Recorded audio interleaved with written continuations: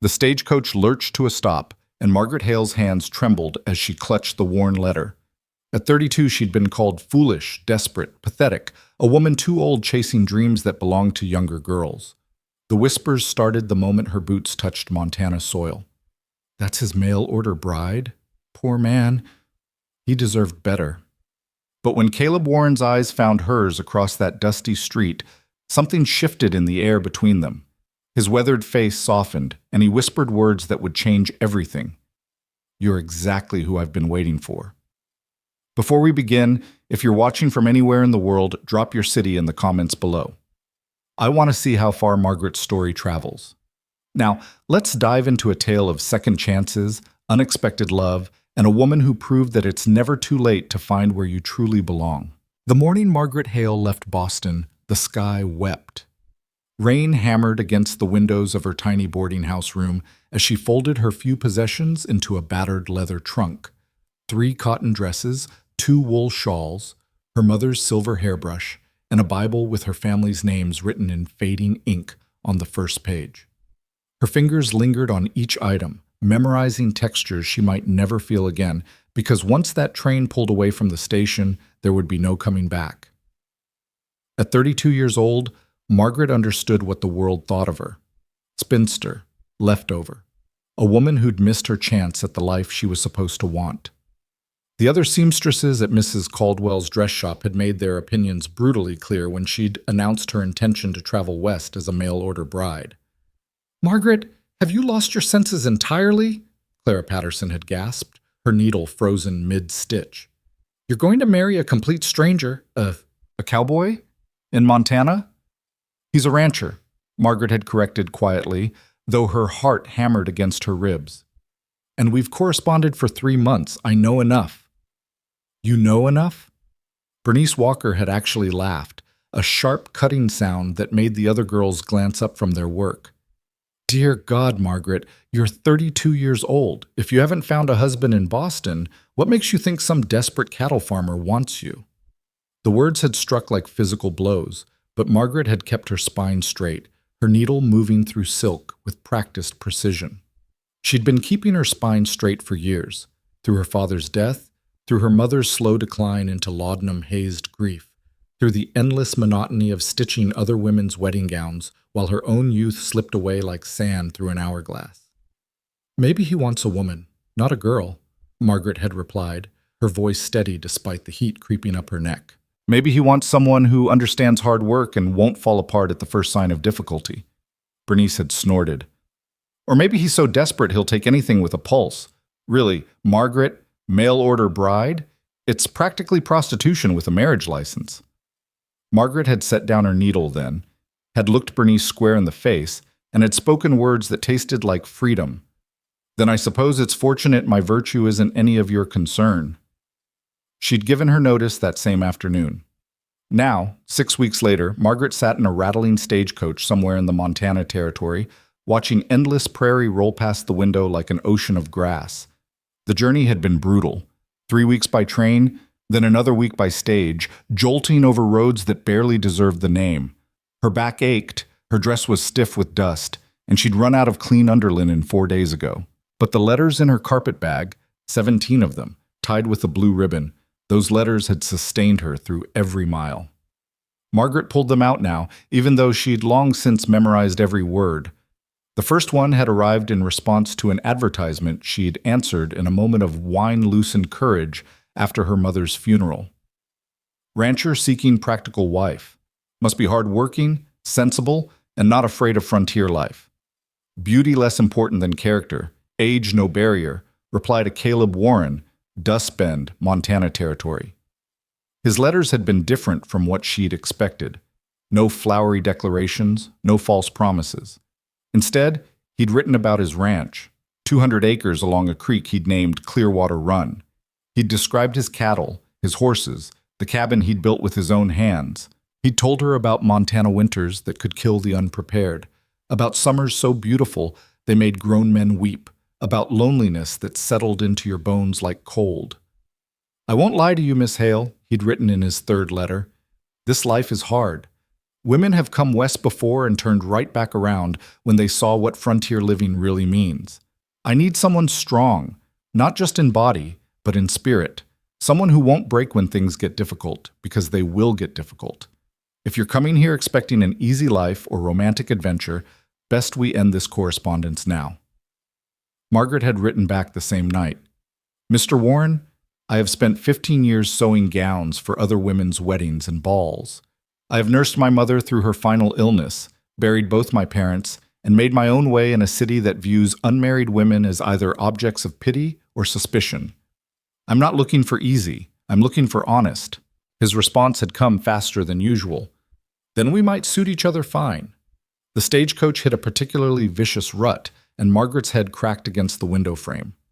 The elderly woman sitting across from her, Mrs. Carmichael, traveling to visit her daughter in Dustbend, clucked sympathetically.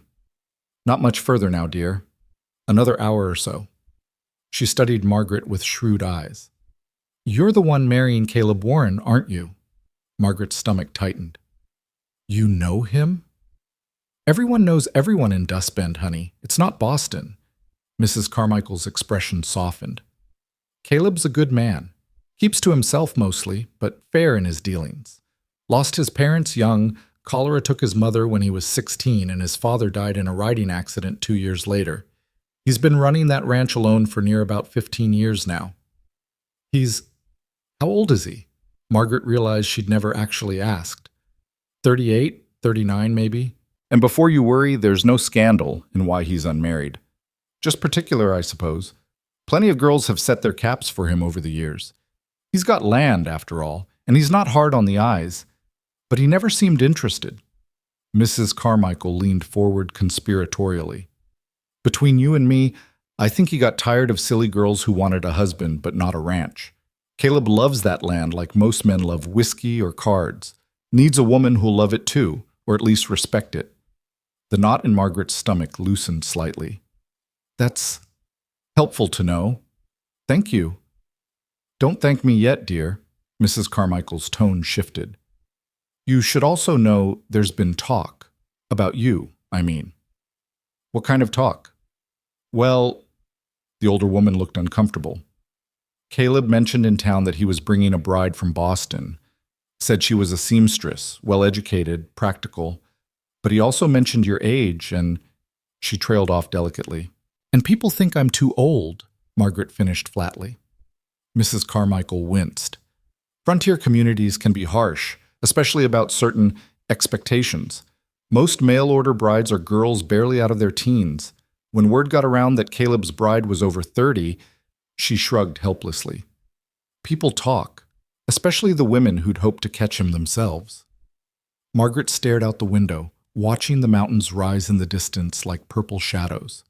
She'd known this would happen, had braced herself for it, but knowing and experiencing were different animals entirely. "Mrs. Carmichael, may I ask you something honestly?" "Of course, dear." "Do you think I'm making a terrible mistake?" The older woman was quiet for a long moment. Then she reached across the coach and patted Margaret's hand. "I think you're brave, and I think Caleb Warren is no fool. If he wanted a young girl, he could have had his pick. He chose you for a reason." The stagecoach crested a hill, and suddenly, there it was, Dustbend, Montana Territory. A collection of wooden buildings clustered around a wide dirt road, backed by mountains that seemed to touch the sky. Smoke rose from chimneys, horses stood tied to hitching posts, a dog barked somewhere in the distance. Margaret's new home. As the stage rolled down the main street, she saw faces turn to watch. A group of women in front of the general store stopped their conversation. 2 men outside the saloon nudged each other. A young girl tugged her mother's sleeve and pointed. The whispers started before Margaret even stepped down from the coach. "That's her? Lord have mercy, she's practically middle-aged. Poor Caleb, he deserves someone prettier. I heard she couldn't find a husband back east, so she's desperate enough to come all the way out here. Look at those lines around her eyes. She'll be old before she gives him any children." Margaret's face burned, but she kept her chin high as the driver helped her down. Her legs trembled. From the journey or the attention, she wasn't sure. She smoothed her gray traveling dress, painfully aware of the dust coating every inch of it, of her hair slipping from its pins, of the sweat stains under her arms. Mrs. Carmichael descended beside her and immediately linked their arms. "Don't you listen to them," she whispered fiercely. "Small minds in small towns. Come on, the boarding house is just down the street. That's where you'll wait for Caleb." They walked through a gauntlet of stares and whispers. Margaret focused on putting one foot in front of the other, on breathing steadily, on not letting these strangers see how their words carved into her. She'd survived Boston's society matrons. She'd survived Bernice Walker's cruelty. She could survive this. The boarding house was run by a rail-thin woman named Mrs. Fletcher, who looked Margaret up and down with such obvious disapproval that it was almost comical. "So you're the Boston bride?" Not a question, an accusation. "I'm Margaret Hale. I'm here to meet Mr. Caleb Warren." Mrs. Fletcher sniffed. "Well, he sent word you were to have the room at the end of the hall. Paid for 3 nights, though the Lord knows why you'd need 3 nights before a wedding." "Perhaps he wanted to give me time to rest from the journey," Margaret said coolly, "and to give us time to become acquainted in person before we marry." "In my day, folks didn't need to become acquainted." Mrs. Fletcher made the word sound vaguely obscene. "You said your vows and made it work." "How fortunate we live in more enlightened times." Margaret met the woman's glare with steady calm. "My room?" Mrs. Fletcher led her up a narrow staircase to a small but clean room with a window overlooking the street. The moment she was alone, Margaret sank onto the bed and let herself shake. She'd done it. She'd actually done it. 3,000 miles from everything she'd ever known, in a town where she was already the subject of gossip and judgment, waiting to meet a man she'd never seen except in one faded photograph. What had she done? A knock on the door made her jump. "Miss Hale?" Mrs. Carmichael's voice. "Caleb's here. He's waiting downstairs." Margaret's heart stopped. Then it started again, racing like a runaway horse. She stood, went to the small mirror above the washstand, and tried to make herself presentable. Her hair was a disaster. She pulled out the pins and quickly retwisted it into a simple bun. She splashed water on her face, brushed dust from her dress, pinched her cheeks for color. It didn't help much. She still looked exactly like what she was. A 32-year-old woman at the end of a brutal 3-week journey, with lines around her eyes and silver threading through her brown hair and hands roughened by years of needlework. Too old, too plain, too late. Margaret closed her eyes and took a deep breath, then another. When she opened them again, she looked at her reflection and spoke quietly but firmly. "You're here. You did this. Now see it through." She descended the stairs with her spine straight and her head high, even though her hands trembled and her stomach churned. The boarding house parlor was small and overfurnished, filled with doilies and fussy little tables. And standing by the window, hat in his hands, was Caleb Warren. He was taller than she'd expected from his photograph, well over 6 feet, with broad shoulders and a frame that spoke of hard physical labor. His face was weathered by sun and wind, with lines around his eyes that suggested he spent a lot of time squinting at distant horizons. His hair was dark brown, shot through with gray at the temples, and he wore it longer than was fashionable back east. He was dressed simply, clean trousers, a cotton shirt, a leather vest, boots that had seen hard use but were well maintained, and when he turned and saw her, his expression made her breath catch. Not disappointment, not dismay, relief, pure, undisguised relief. "Miss Hale." His voice was deeper than she'd imagined, roughened by weather and sparse use. He took a step toward her, then seemed to catch himself, uncertainty flickering across his features. You made it. The journey. It wasn't too difficult." "It was exactly as difficult as you warned me it would be," Margaret said, proud that her voice came out steady. "Nothing I couldn't manage." Something that might have been a smile tugged at the corner of his mouth. "No, I don't imagine there's much you can't manage." They stood there, 2 strangers studying each other with the weight of 17 letters between them. Up close, Margaret could see the fine scars on his hands, the permanent tan line where his hat usually sat, the way his eyes, gray, like storm clouds, assessed her with careful attention. "You're not what I expected," he said finally. Margaret's spine stiffened. Here it came, the disappointment, the regret. the realization that he'd made a terrible mistake. I see. I apologize if you're better. He said it simply, like stating a fact about the weather. The photograph you sent, it didn't do you justice. Margaret blinked, certain she'd misheard. What? You have kind eyes, Caleb continued, his own gaze never leaving her face. And strength. I can see it in how you carry yourself. That can't be captured in a photograph. He glanced toward the window, where several townspeople were quite obviously trying to spy on them. I imagine you've already heard the talk. Some of it, Margaret admitted.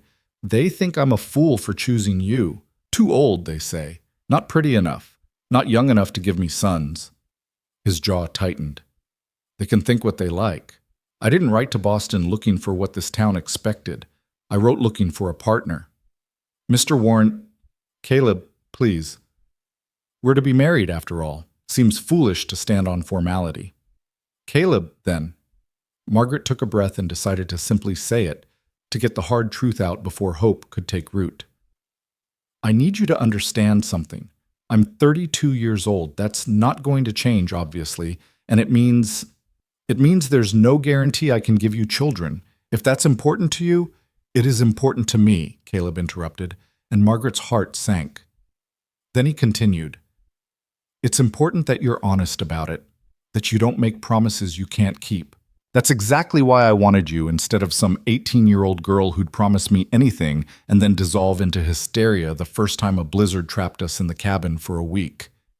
He moved closer, close enough that Margaret could see the exact color of his eyes. Not just gray, but gray with flecks of blue, like sky through storm clouds. Miss Hale, Margaret, I spent 3 months writing to you, reading your letters, getting to know your mind, your character, your spirit. You think I didn't notice you never mentioned your age until I asked directly? You think I didn't understand what that meant? His expression softened. I'm 38 years old. I've buried both my parents, run this ranch through droughts and harsh winters and cattle thieves. I've been alone for most of my adult life, and I've been fine with that. But when I started reading your letters, when I saw how you thought about things, how you faced difficult truths head on instead of hiding from them, I started imagining something different. What did you imagine? Margaret whispered. A life with a true partner. Someone who could stand beside me, not behind me. Someone who understood that love isn't just romance and pretty words. It's choosing to work together every single day, even when it's hard. Especially when it's hard. He paused, then added with devastating simplicity, I imagined you. The room seemed to have shrunk to just the two of them, this small space where the rest of the world couldn't intrude. Margaret felt something in her chest crack open, not breaking, but opening, like a door she'd kept locked for so long she'd forgotten what lay behind it. I'm scared, she admitted. I sold everything I owned to come here. If this doesn't work, if you decide I'm not what you need, I have nothing to go back to. Then we'd better make it work. Caleb held out his hand, palm up, offering. I'm scared too, if that helps. Terrified I'll disappoint you. That you'll hate ranch life, or that I won't know how to be what you need. He took a breath. But I think we've got something most married folks don't have when they start out. What's that? Honesty and choice. You chose to come here knowing exactly what you were getting into. I chose you knowing exactly who you are. That's more than most couples can say. Margaret looked at his outstretched hand. Work roughened, scarred, strong. A hand that had built a home, raised cattle, carved a life from harsh land. A hand that trembled slightly as he waited for her response. She put her hand in his. His fingers closed around hers, gentle despite their obvious strength, warm despite the calluses. Tomorrow, he said, if you're willing, I'd like to take you out to the ranch, show you what would be your home, let you see what you'd be choosing before you commit to anything. And if I don't like what I see, then I'll bring you back to town, pay for your room until you can arrange passage back east, and we'll part as friends. His thumb brushed across her knuckles. But I'm hoping you'll like what you see. So am I, Margaret whispered. They stood there for another moment, hands joined, two people on the precipice of something that could be wonderful or disastrous or both. Then Caleb released her hand, though his fingers seemed reluctant to let go. You should rest. Mrs. Fletcher may be a sour woman, but she runs a clean establishment, and her cooking is decent. I'll come by tomorrow morning, 8 o'clock, if that suits you." "That suits me perfectly." He nodded, started to turn, then stopped. "Margaret, thank you." "For what?" "For being brave enough to come. For giving us, a chance." And then he was gone, the door closing softly behind him, leaving Margaret alone in the boarding house parlor with her hand still tingling where he'd touched it and her heart pounding so hard she could hear it in her ears. Through the window, she saw him pause on the front porch, saw him put his hat back on and adjust it just so. Several townspeople immediately approached him. She recognized Mrs. Fletcher among them, her expression avid with curiosity.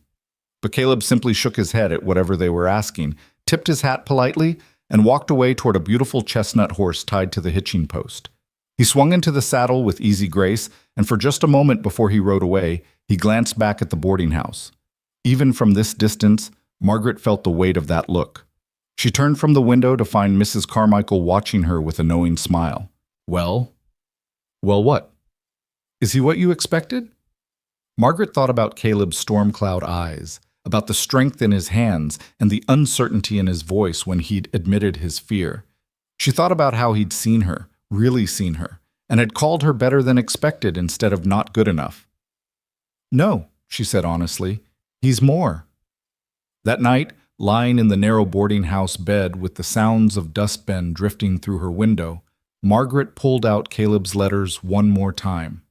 She read them in order, watching the evolution of their correspondence, from his initial formal response to her application, through increasingly personal revelations about his life and dreams, to the most recent one that had simply said, "I'll be waiting for you. However long it takes you to get here, I'll be waiting." And he had been, not with disappointment or regret, but with relief. Margaret pressed the letters to her chest and let herself imagine tomorrow, riding out to the ranch, seeing the home Caleb had built, standing beside Clearwater Creek under the Montana sky. She let herself imagine a future that was nothing like the one she'd been told she should want, but exactly like the one she'd secretly dreamed of during all those years sewing other women's wedding gowns. A partnership, a purpose, a place where being strong and practical and 32 years old wasn't a liability, but an asset. A home. Outside her window, the Montana stars burned bright and cold and infinite, and for the first time in longer than she could remember, Margaret Hale fell asleep smiling. Margaret woke to sunlight streaming through unfamiliar curtains and the sound of wagons rattling past on the street below. For one disorienting moment, she forgot where she was. Then memory flooded back. Montana, Dustbend, Caleb Warren waiting downstairs at 8 o'clock to take her to the ranch. She sat up so quickly her head spun. The small clock on the bedside table read 7:15. 45 minutes to make herself presentable, to transform from a rumpled traveler into someone who looked capable of frontier life.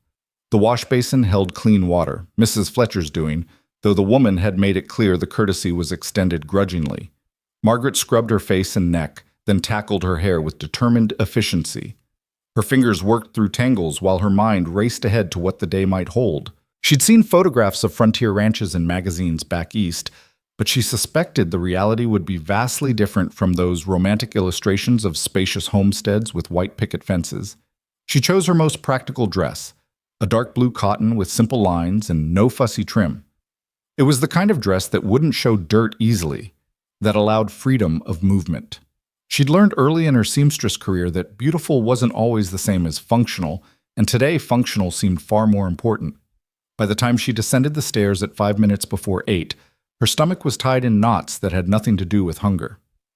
Mrs. Fletcher stood behind the front desk, her expression suggesting she'd been lying in wait. "Mr. Warren's already here," she announced, her tone making it clear she thought Margaret should have been downstairs waiting for him instead of the reverse. "He's outside with his wagon." "Thank you, Mrs. Fletcher." Margaret kept her voice pleasant despite the woman's obvious disapproval. She collected her shawl from the hook by the door and stepped out into the Montana morning. The air hit her first, so clean and clear it almost hurt to breathe, carrying scents of pine and sage and something wild she couldn't name. The sky stretched impossibly wide, a blue so deep it seemed endless. Back in Boston, the sky had always felt close, hemmed in by buildings and factory smoke. Here, it went on forever. And there, leaning against a sturdy wagon hitched to two horses, was Caleb Warren. He straightened when he saw her, and Margaret caught the flash of relief in his expression, as if he'd been half afraid she wouldn't come. He'd dressed with obvious care, clean trousers, a pressed shirt the color of wheat, a leather vest that looked new. His hair was still damp, combed back from his face, and he'd shaved so recently she could see the slight redness along his jaw. "Good morning," he said, and there was something almost shy in how he said it, like a boy greeting his first sweetheart. "Good morning." Margaret moved toward the wagon, acutely aware of the eyes watching from windows and doorways. The whole town seemed to be holding its breath, waiting to see what would happen between the desperate old mail-order bride and the rancher fool enough to choose her. Caleb must have noticed too, because his expression tightened. He moved to help her into the wagon, his hands gentle on her waist as he lifted her up to the seat. The casual strength in the gesture made her breath catch. He lifted her as easily as if she weighed nothing at all. He swung up beside her and gathered the reins.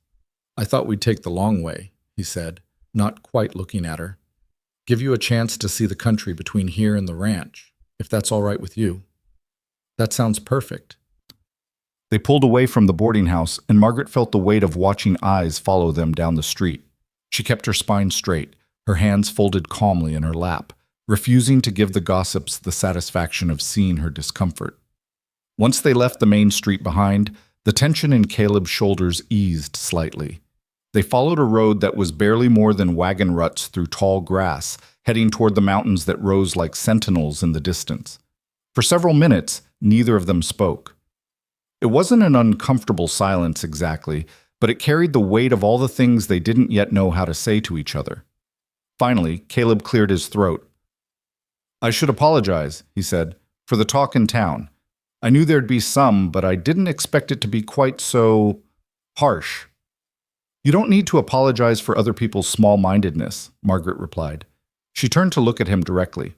"Though I am curious, why didn't you warn me? In your letters, I mean. You could have prepared me for what to expect." His hands tightened on the reins. "Would it have changed your decision to come?" "I don't know. Maybe. Does that bother you?" "Yes." He said it simply, honestly. "Because it would have meant you chose not to come, and I—" He paused, seeming to struggle with the words. "I realize how this sounds. We've known each other less than a day.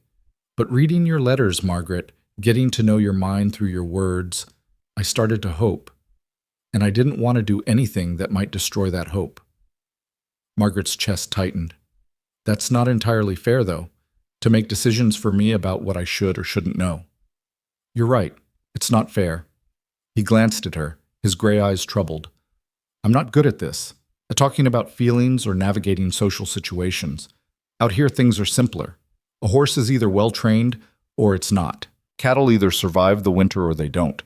Fences hold or they break. But people—" He shook his head. "People are complicated." "Yes, we are," Margaret softened her tone. "But we can also be honest with each other. That's what you said yesterday, that we have honesty. Let's keep it that way. No more making decisions about what I can or can't handle."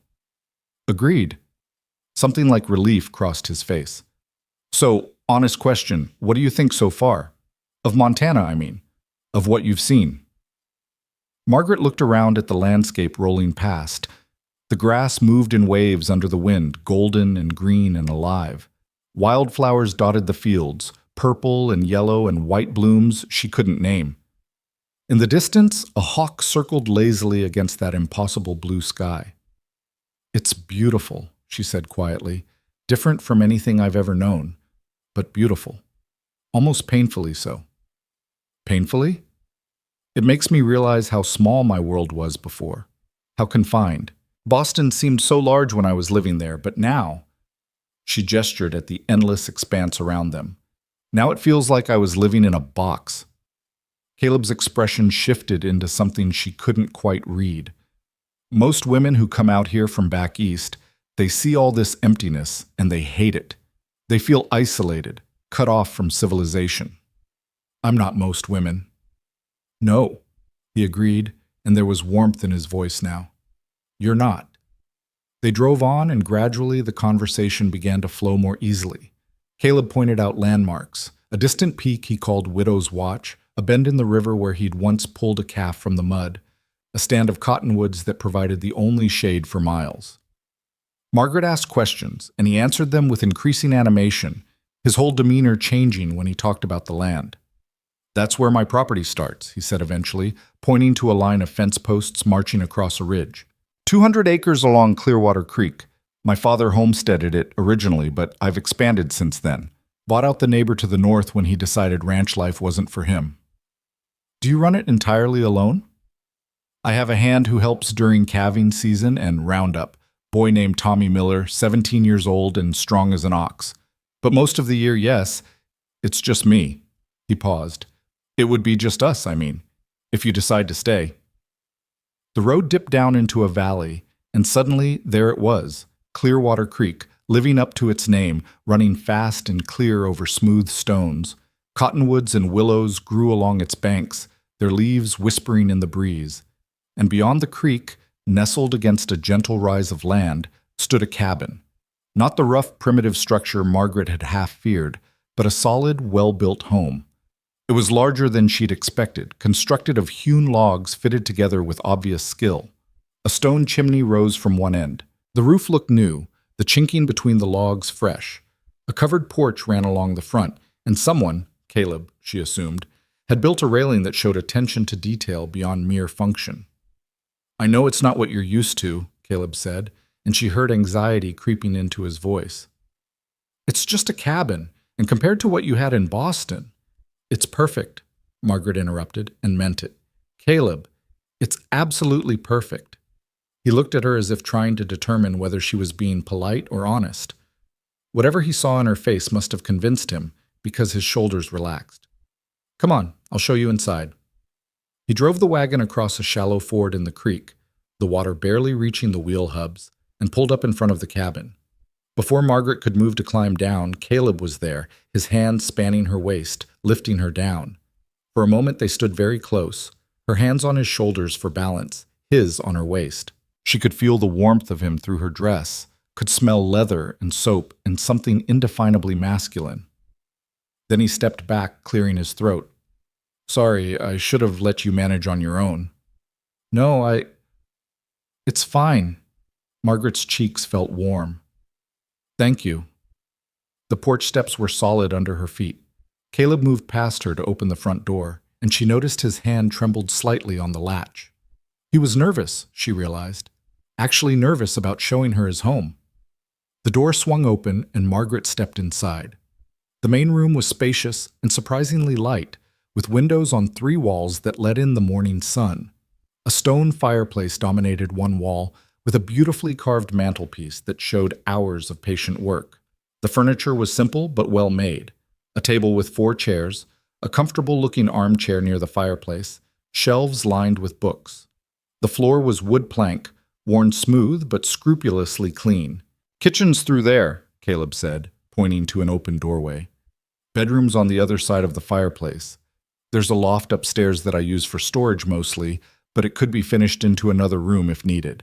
And out back there's a root cellar, a chicken coop, no chickens currently, but the coop's sound, and a smokehouse." Margaret moved through the room slowly, taking it all in. She ran her fingers along the mantelpiece, feeling the smooth wood grain. She examined the books on the shelves, agricultural texts, a Bible, several volumes of Shakespeare, a collection of poetry that surprised her. "You read poetry?" she asked. He looked almost embarrassed. "My mother did. Those were hers. I kept them after she died. Sometimes in winter when I'm snowed in, I read them and remember her voice."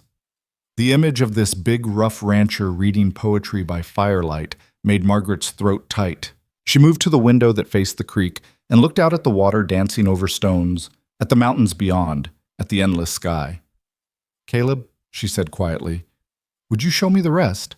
He led her through the kitchen, smaller than the main room but efficiently laid out, with a good stove and a hand pump for water. "Creek runs close enough I could pipe water in," he explained. "Been meaning to do it, just haven't gotten around to it yet." Then they crossed back through the main room to the bedroom. Caleb hesitated at the doorway. I can wait out here if you'd rather look on your own. Don't be silly. It's your home. But she understood his hesitation the moment she stepped inside. A bedroom was intimate territory, and they were, after all, still essentially strangers. The room held a large bed, obviously handmade like the rest of the furniture, covered with a quilt in a simple pattern. A dresser stood against one wall, a washstand against another. The window looked out toward the mountains.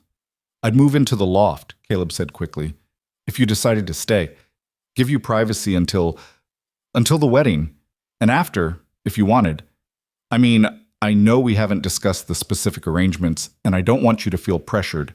Caleb, Margaret turned to face him. Breathe. He stopped mid-sentence and actually did take a breath. Then another.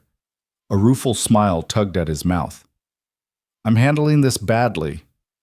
You're handling it like a decent man who's trying to be respectful. I appreciate that. She moved closer to him. But let's be clear about expectations. If I agree to marry you, I'm agreeing to a real marriage, not an arrangement of convenience. I've spent enough of my life being practical and sensible. If I'm going to do this, I want it to be real. His eyes widened slightly. Real. Yes, real. Her heart pounded, but she forced herself to continue. I want a husband, Caleb, a true partner in all ways. I know that's forward of me to say, but you asked for honesty. For a long moment, he just stared at her. Then he reached out slowly and took her hand, his calloused fingers interweaving with hers. I want that too, he said, his voice rough. More than I knew how to say in letters. A real partnership, a real marriage, a real life together. They stood there in the bedroom doorway, hands joined, the weight of that commitment settling between them like a vow already spoken. Outside, a bird called, and the creek sang its endless song. Margaret felt something she hadn't felt in years, the absolute certainty that she was exactly where she was supposed to be. There's one more thing I want to show you, Caleb said finally. If you're willing. Of course. He led her back through the cabin and out the back door. Behind the house, past the garden plot and the chicken coop, was a smaller building she hadn't noticed before. It was new. She could tell by the fresh wood and the smell of sawdust that still lingered in the air. Caleb opened the door and stepped aside to let her enter first. The room was flooded with light from large windows on two walls, and against the back wall stood a loom, a beautiful, well-made loom that must have cost a small fortune to have shipped out to Montana. Beside it were shelves, currently empty, but clearly built to hold supplies. A work table stood beneath one window. Even a comfortable chair had been positioned to catch the best light. Margaret's hand flew to her mouth. You built this for me? You mentioned in your letters that you used to weave before you became a seamstress full-time, that your mother taught you, and it was something you missed. He moved into the room, running his hand along the loom with obvious pride in the craftsmanship. I thought if you came all this way, you should have something that was yours, something that would make this place feel like home. Tears pricked Margaret's eyes.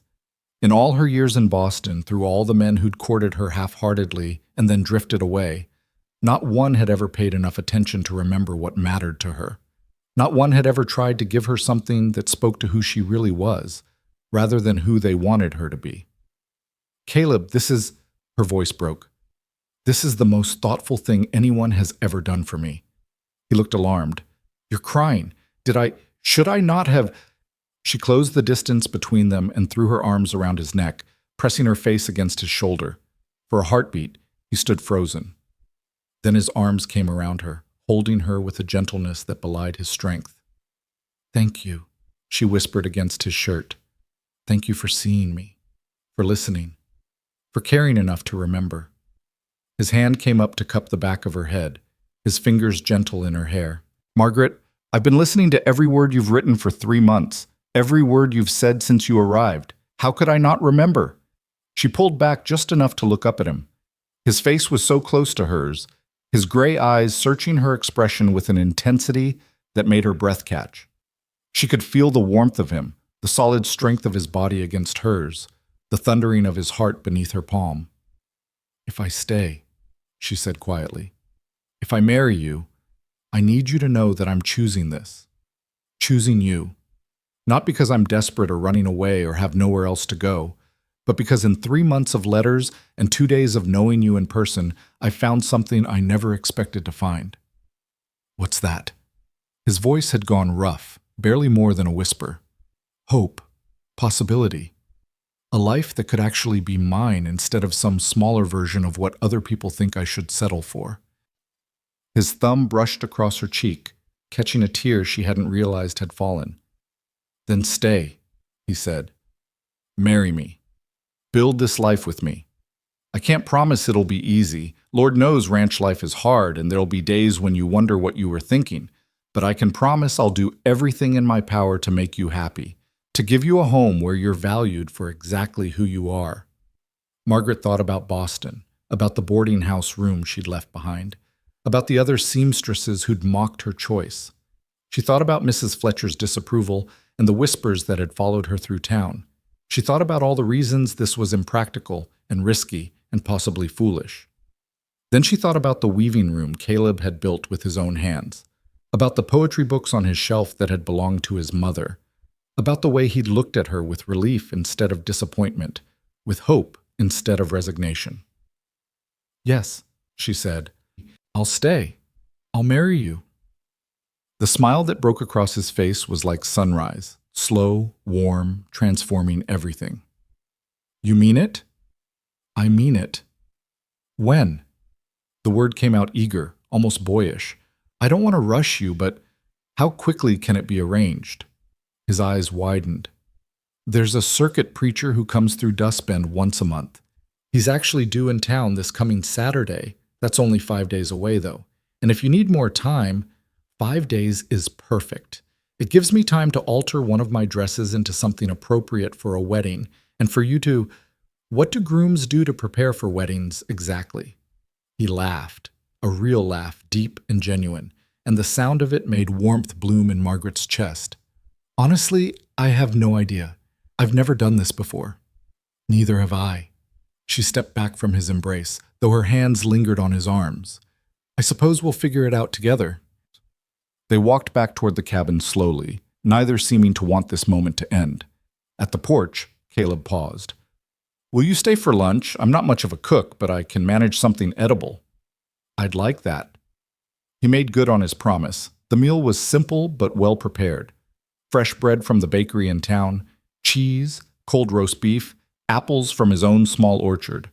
They ate at the kitchen table, and the conversation flowed more easily now that the uncertainty had been resolved.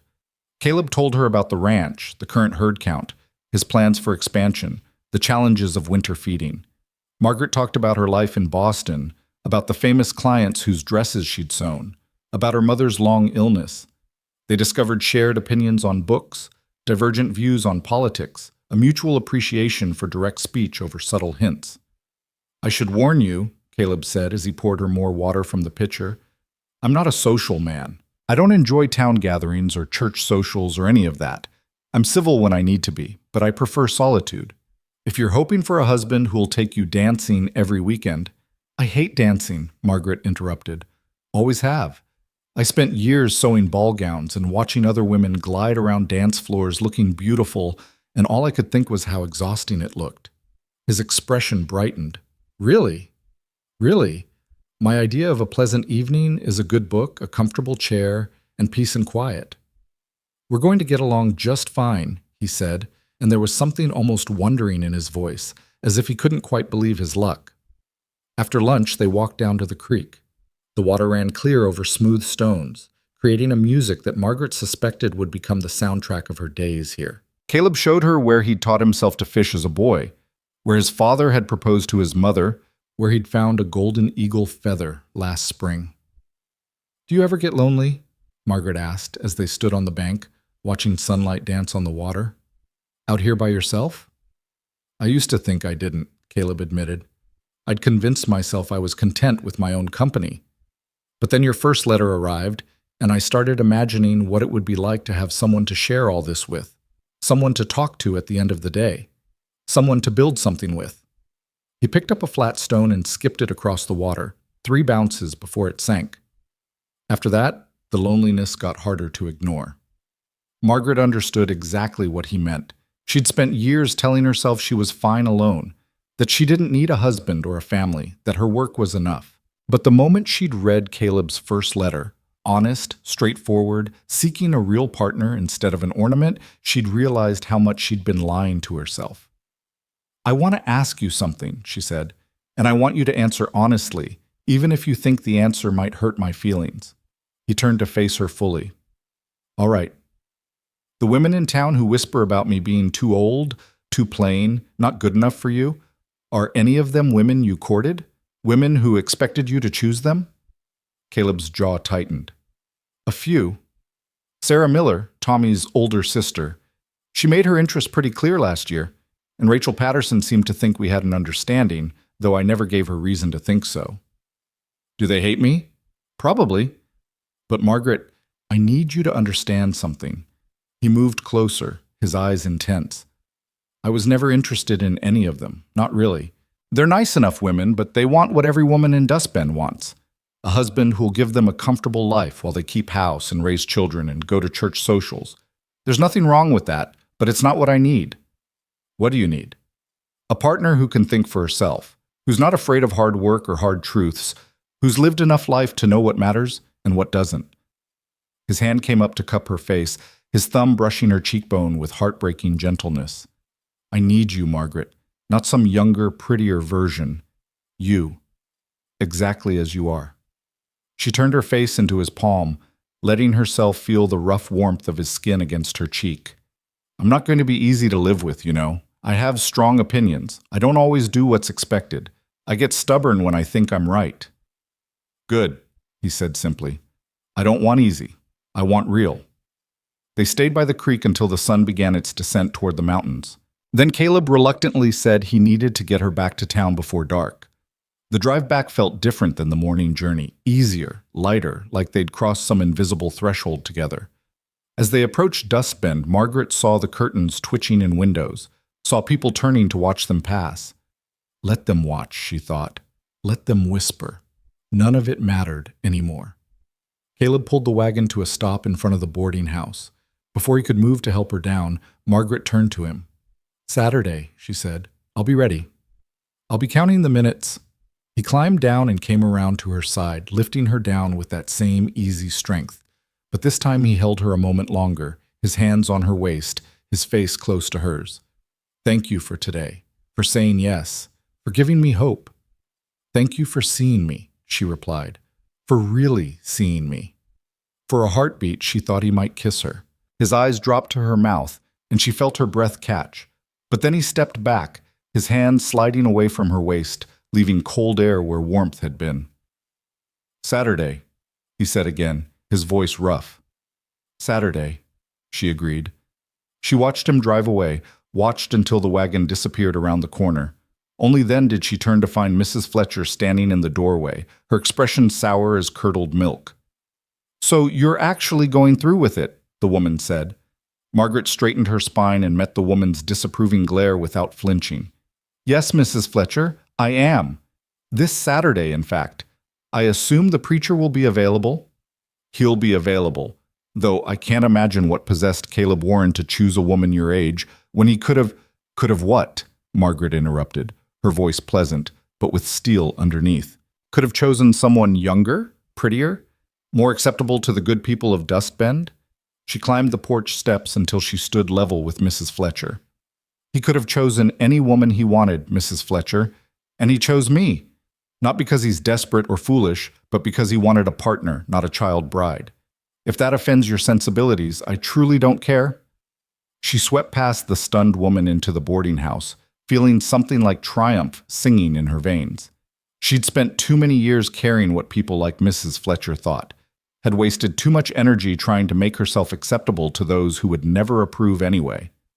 That was ending now. In her room, Margaret pulled out her best dress, a deep green silk she'd been saving for a special occasion that had never come. She spread it across the bed, examining it with a seamstress's critical eye.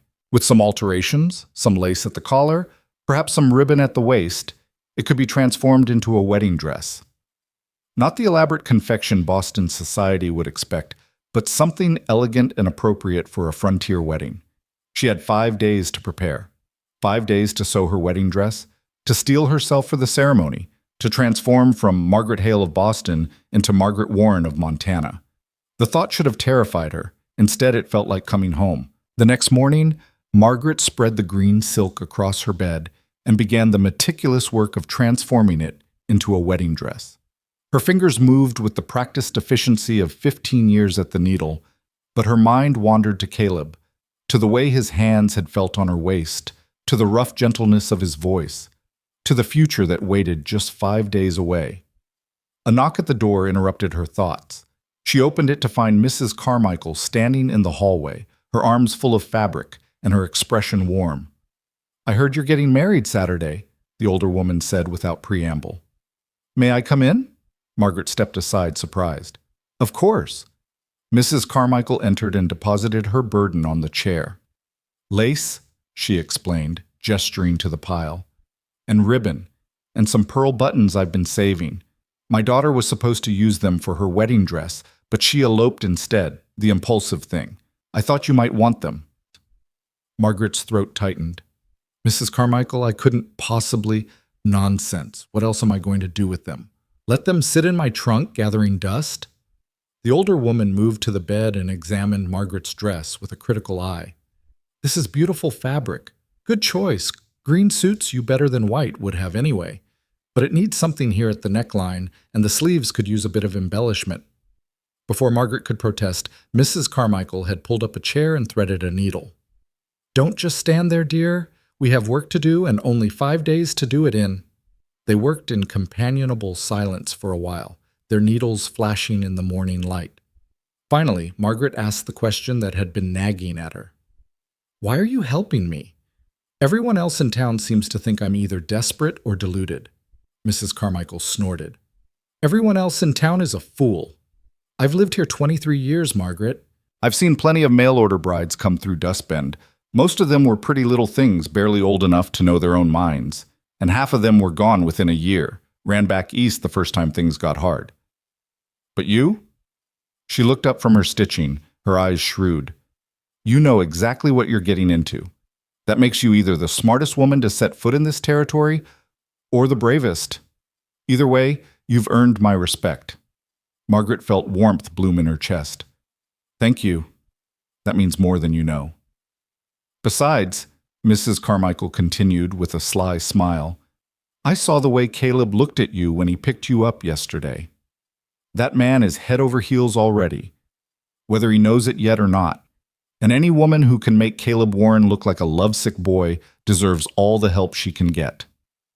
Over the next few days, other women began to appear at Margaret's door. Not many. The majority of Dustbend still viewed her with suspicion or outright hostility, but enough to matter. They brought offerings: a length of cream-colored lace, a pair of kid gloves that had belonged to someone's mother, a set of embroidered handkerchiefs. Some came out of genuine kindness, others out of curiosity, but Margaret accepted each gift with grace and stored away the names of the women who'd shown her compassion. Sarah Miller was not among them. Margaret saw her in town on Thursday, a pretty blonde girl of perhaps 22, who stared at Margaret with such naked resentment that it was almost comical. When their eyes met across the street, Sarah's expression curdled into something ugly. "You won't last," she called out, loud enough for half the town to hear. "First winter will send you running back to Boston, and then Caleb will realize what a mistake he made." Margaret could have ignored her, should have ignored her. But something in Sarah's voice, the certainty, the cruelty, sparked a fire in her belly. She crossed the street until she stood directly in front of the younger woman. "You're probably right," Margaret said calmly. "Frontier life is hard, and I'm a city woman with no experience. I might fail spectacularly. But here's the thing, Miss Miller. At least I'll have tried. At least I'll have been brave enough to take a chance on something real instead of standing on the sidelines waiting for a man to notice me." Sarah's face flushed scarlet. "How dare you? I dare because I have nothing to lose and everything to gain. You, on the other hand, have already lost. Caleb didn't choose you, and insulting me won't change that." Margaret softened her voice slightly. "I'm not your enemy, Sarah. I didn't steal anything that was yours. He was never yours to begin with." She walked away before Sarah could respond, her heart pounding but her head high. Behind her, she could hear whispers rippling through the onlookers, but she didn't care. She'd spent too many years being meek and accommodating, swallowing insults to keep peace. That woman was gone, left behind in Boston with all the other things she no longer needed. That evening, Caleb came to call. Mrs. Fletcher made a great show of insisting they sit in the parlor with the door open. Propriety must be observed, even for a desperate old bride. But the moment she left them alone, Caleb took Margaret's hand. "I heard about your exchange with Sarah Miller," he said, concern evident in his eyes. "Are you all right?" "I'm fine. Better than fine, actually. It felt good to stand up for myself." His thumb traced circles on her palm, sending shivers up her arm. "You didn't have to do that. I could have spoken to her."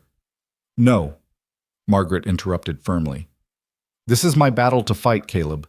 These are women I'll be living alongside for the rest of my life. I need them to understand from the beginning that I won't be cowed by gossip or intimidated by jealousy." Pride flickered across his face. "You're remarkable. You know that?" "I'm practical. There's a difference." "No, you're remarkable."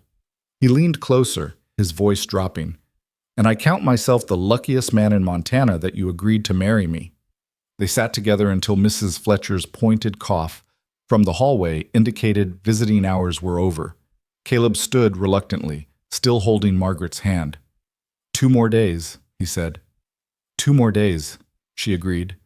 He lifted her hand to his lips and pressed a kiss to her knuckles, a gesture so unexpectedly courtly it made her breath catch. Then he was gone, leaving Margaret alone in the parlor with her racing heart and the lingering warmth of his lips on her skin. Friday arrived in a flurry of final preparations. Margaret finished the last stitches on her dress, pressing it carefully and hanging it where she could see it.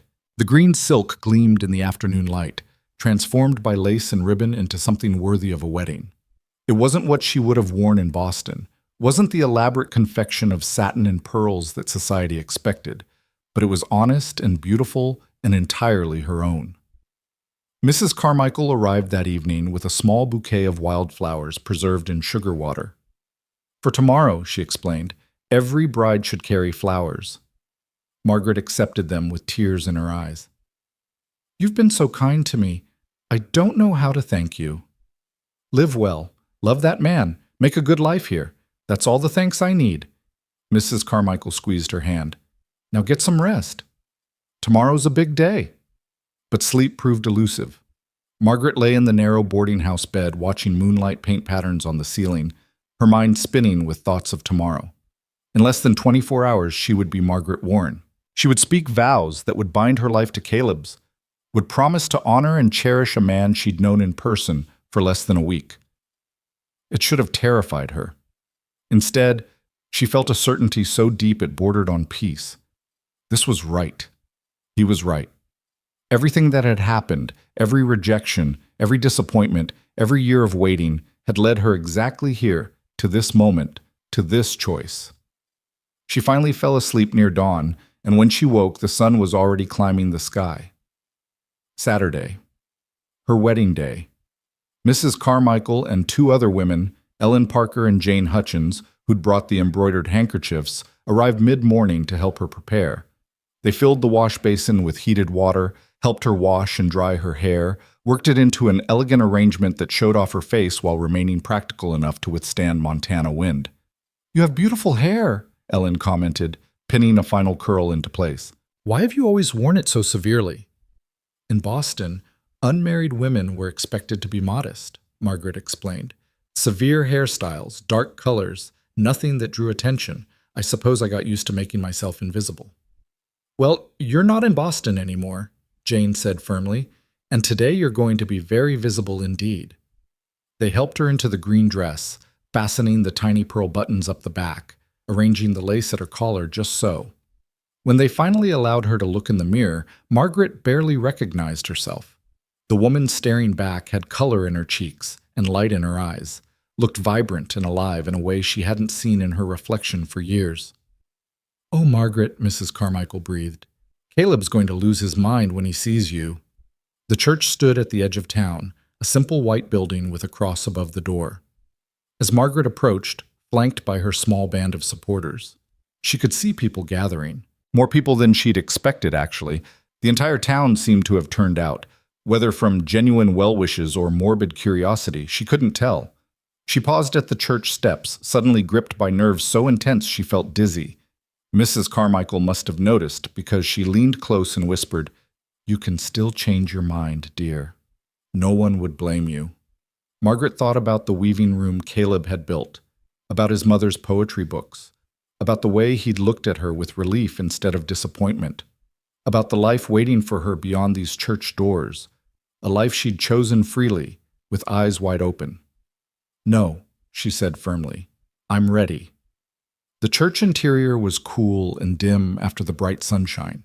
Wooden pews lined both sides of a center aisle, filled with curious faces that turned to watch her entrance. Margaret walked slowly, her spine straight, her chin high, refusing to let them see any uncertainty. At the front of the church, standing beside the circuit preacher, was Caleb. He wore a new suit, dark wool that must have cost him dearly, fitted to his broad shoulders and tall frame. His hair was neatly combed, his jaw freshly shaved. But it was his expression that made Margaret's breath catch. When he saw her, his eyes went wide and his mouth opened slightly, and for a moment he looked utterly stunned. She reached the front of the church and stood beside him. He was staring at her like she'd descended from heaven itself. "You look—" He seemed to have forgotten how words worked. "Margaret, you're breathtaking," the preacher supplied helpfully, a smile tugging at his weathered face. "I believe the word you're looking for is breathtaking, son." "Yes," Caleb managed, still staring. "That!"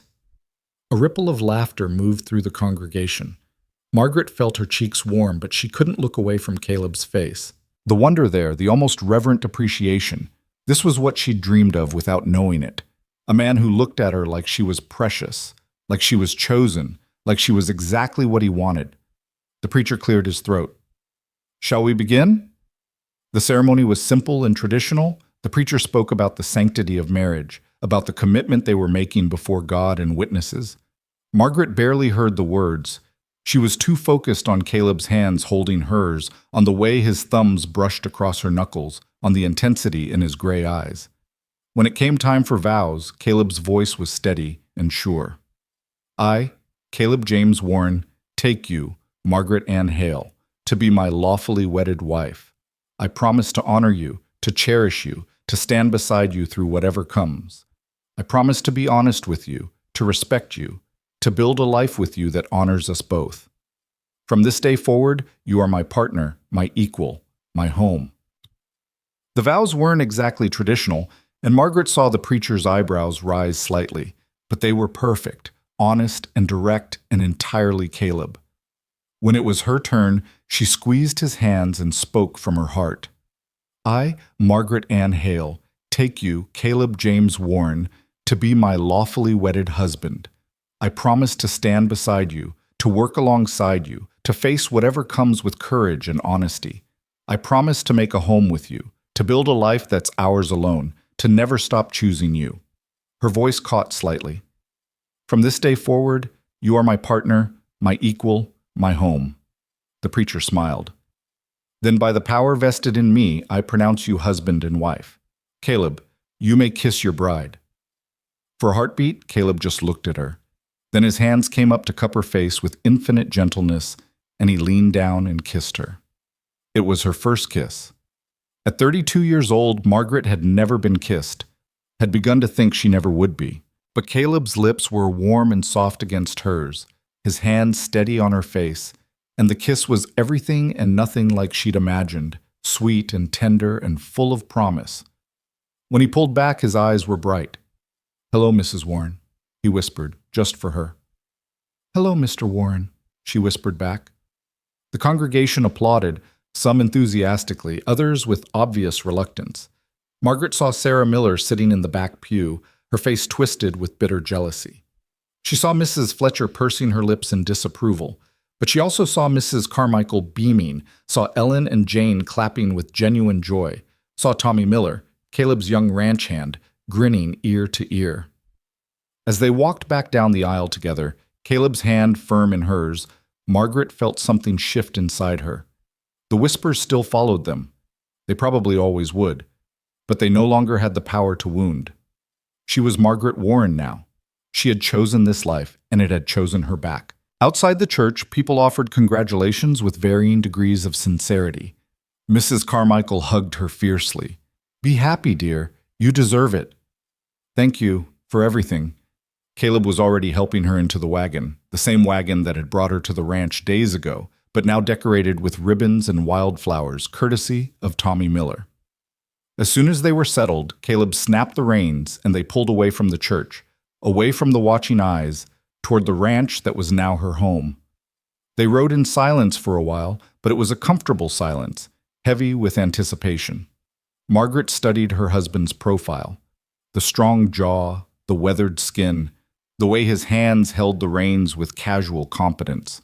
Her husband. The word still felt strange, but it was beginning to feel real. "I meant what I said," Caleb said suddenly, "in my vows, about you being my equal. I know you did. I need you to understand what that means." He glanced at her. "The ranch, it's ours now, not mine. Ours. Any decisions we make about it, we make together. I won't be a husband who dictates and expects obedience. I want a partner." Margaret's throat tightened. "Caleb, I'm not sure you understand what you're offering. I'm not most men, and you're not most women. That's the whole point." He pulled the wagon to a stop, even though they were still a mile from the ranch, and turned to face her fully. "Margaret, I spent 15 years alone on that ranch, making every decision by myself, answering to no one. It was fine. It was comfortable. But it was also lonely as hell. I don't want comfortable anymore. I want partnership. I want someone to argue with when I'm being stubborn, someone to challenge my thinking, someone to help me see things I might miss on my own." "You might regret that," Margaret warned, but she was smiling. "I have very strong opinions about a great many things." "Good, so do I. We'll argue, and we'll work it out, and we'll be stronger for it." He took her hand again, that gesture that was already becoming familiar. "I didn't marry you to have a housekeeper or a cook or someone to warm my bed. I married you because I want to build a life with you, a real life, where we're partners in everything.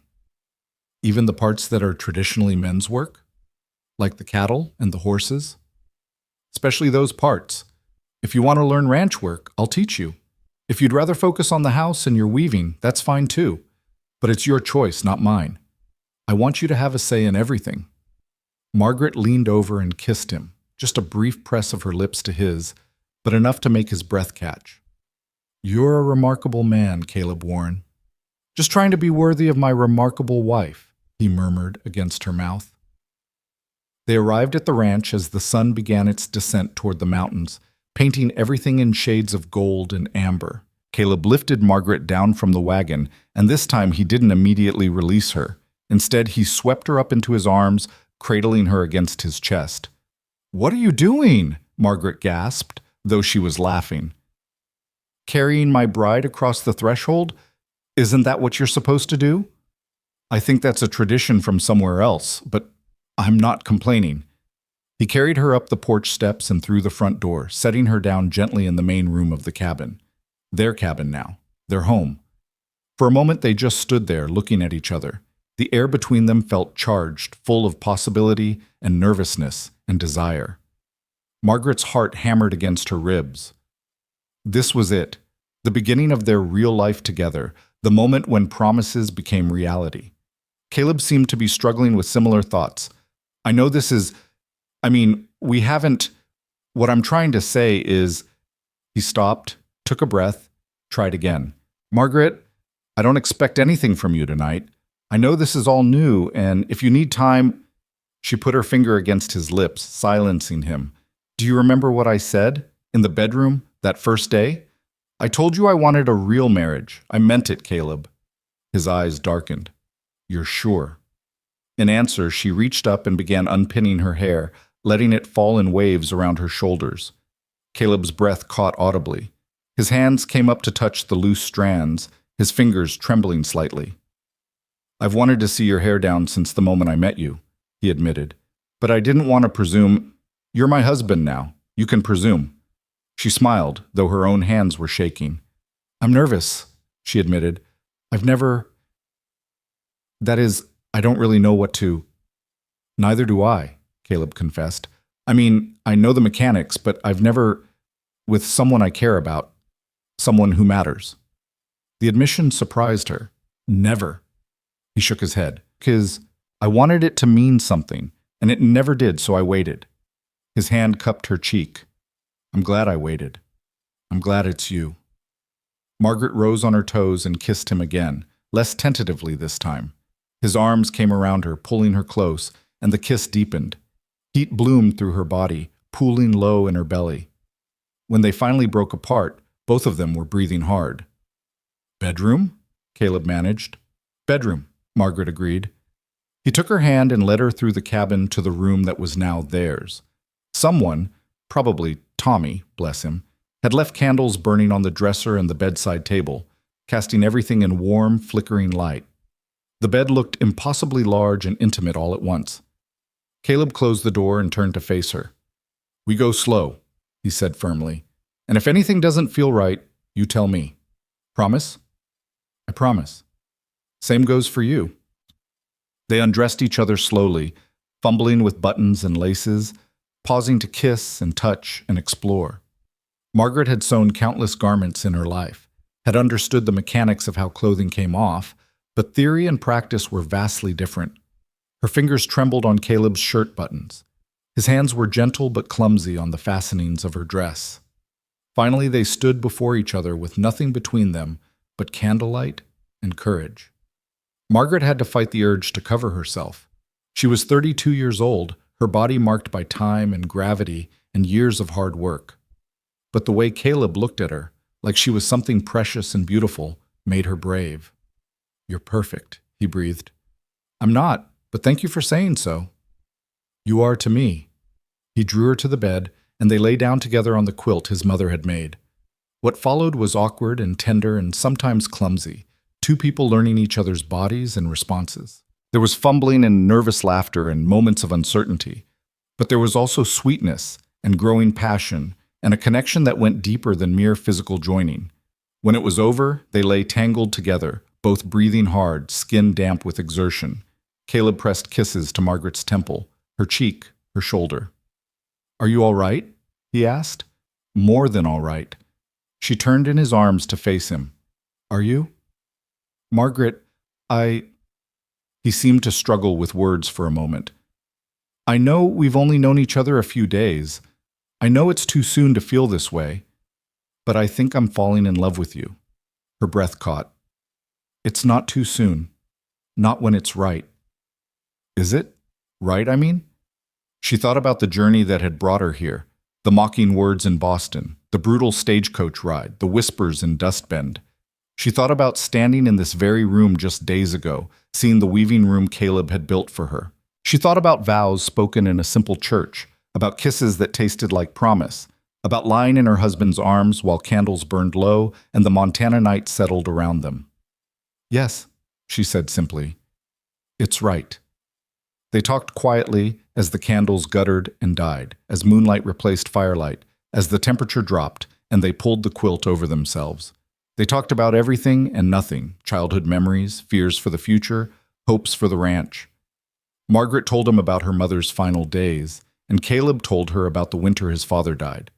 They shared griefs and dreams, and the kind of intimate details that turned strangers into partners. Eventually they fell asleep still tangled together, and when Margaret woke in the deep hours of the night, it took her a moment to remember where she was. Then she felt the warmth of Caleb beside her, heard his steady breathing, felt the weight of his arm across her waist, and remembered everything. She was Margaret Warren. She was married. She was home. Through the bedroom window, she could see stars scattered across the Montana sky like diamonds on black velvet. In Boston, the stars had always seemed distant and cold. Here they felt close enough to touch, close enough to wish on. She thought about Sarah Miller's bitter words. "You won't last. First winter will send you running." Maybe that would prove true. Maybe frontier life would break her. Maybe she'd discover she wasn't strong enough or brave enough or capable enough. But lying here in the dark, in the home she'd chosen, beside the man who'd chosen her back, Margaret made herself a promise. She would do everything in her power to prove Sarah wrong. Not out of spite, but out of love. For this land, for this life, for the remarkable man sleeping beside her who'd looked at her and seen not someone too old or too plain, but exactly who he'd been waiting for. The future stretched ahead, unknown and full of challenges. But for the first time in her life, Margaret wasn't afraid of what tomorrow might bring. She was married to a partner who valued her mind as much as her body, who wanted her strength instead of her submission, who'd promised her equality in everything. Whatever came next, they would face it together. And that made all the difference. Margaret woke to birdsong and the smell of coffee. For a drowsy moment, she couldn't place either sound or scent. Then memory flooded back. The wedding, the night, Caleb. She was in the ranch house now, in their bed, and somewhere beyond the bedroom door her husband was making breakfast. She rose and dressed quickly, choosing a simple work dress from her trunk. Her wedding gown hung carefully in the wardrobe, already feeling like it belonged to a different lifetime. When she emerged from the bedroom, she found Caleb at the stove, his hair still tousled from sleep, attempting to cook eggs without burning them. He turned when he heard her footsteps, and the smile that broke across his face was like sunrise. "Good morning, Mrs. Warren." "Good morning, Mr. Warren." She moved to his side and peered into the skillet. "Those eggs need turning before they scorch." "I know, He fumbled with the spatula, nearly dropping it. "I wanted to make your breakfast on our first morning, but I'm making a mess of it." Margaret gently took the spatula from his hand. "How about we make breakfast together instead? You handle the coffee, which smells wonderful, by the way, and I'll rescue these eggs." They worked side by side in the small kitchen, and Margaret felt something settle deep in her chest. This was what she'd wanted without knowing how to name it. Not grand romance or passionate declarations, but this quiet domesticity, this easy partnership, this sense of being exactly where she belonged. After breakfast, Caleb showed her around the ranch properly. He took her through the barn where 4 horses nickered greetings, showed her the cattle scattered across the pasture, explained his system for managing water rights and grazing rotation. Margaret listened intently, asking questions that clearly surprised and pleased him. "Most women don't care about cattle management," he commented as they walked along the creek. "Most women weren't given the option of caring. You told me this ranch is ours. I want to understand it, all of it." Over the following weeks, they fell into a rhythm. Caleb taught Margaret to ride, first in the corral and then out across the range. She proved a quick study despite her initial fear, and soon she was accompanying him on his daily rounds of the property. In turn, she transformed the cabin into a home, sewing curtains for the windows, planting an herb garden near the kitchen door, organizing the chaotic mess of Caleb's record-keeping into something coherent. The weaving room became her sanctuary. In the early mornings or late evenings, Margaret would sit at the loom Caleb had built for her, her fingers finding familiar rhythms in the warp and weft. She wove blankets for their bed, rugs for the floors, fabric for new curtains. The work soothed something in her soul, connected her to her mother's memory, gave her a creative outlet she hadn't realized she'd been starving for. One evening in late October, nearly 6 weeks after their wedding, Margaret sat at the loom while Caleb read in his chair by the fire. The domestic peace of the moment was so profound it almost hurt. This was what happiness looked like, she realized. Not grand gestures or dramatic declarations, but quiet evenings where 2 people existed comfortably in the same space, each absorbed in their own work, but aware of the other's presence. "Margaret?" Caleb's voice broke the silence. "Come here a moment." She left the loom and crossed to his chair. He pulled her down onto his lap, his arms coming around her waist, his face nuzzling into her neck. They'd grown comfortable with casual affection over the weeks, stolen kisses in the barn, his hand finding hers as they walked, the way they reached for each other in sleep. "What's this about?" she asked, though she was already melting into his embrace. "Nothing. Everything. I just wanted to hold you." He pressed a kiss to her temple. "Is that all right?" "More than all right." They sat like that for a long while, watching firelight dance across the walls. Outside, the Montana wind sang through the pines, and somewhere in the distance, a coyote called. Margaret rested her head on Caleb's shoulder and breathed in the scent of him, leather and soap and something uniquely his own. I got a letter from Mrs. Carmichael today, she said eventually. She invited us to Thanksgiving dinner at her daughter's house. Apparently half the town will be there. She felt Caleb tense. Do you want to go? I asked what you wanted, not whether you'd suffer through it for my sake. He was quiet for a moment. Honestly, I'd rather stay here, just the two of us. But if you want to go, if you need that community, I don't need it. I have everything I need right here. She turned to look at him. But Caleb, we can't avoid the town forever. At some point, we'll need supplies, need to interact with neighbors. Maybe Thanksgiving would be a good opportunity to start building bridges. Even with people who are cruel to you? Especially with them. I refuse to live the rest of my life as an outcast in my own community. If they're going to accept me, it starts with us showing up and refusing to be ashamed of what we have. Pride flickered in his eyes. You're braver than I am. No, I'm just more stubborn. There's a difference.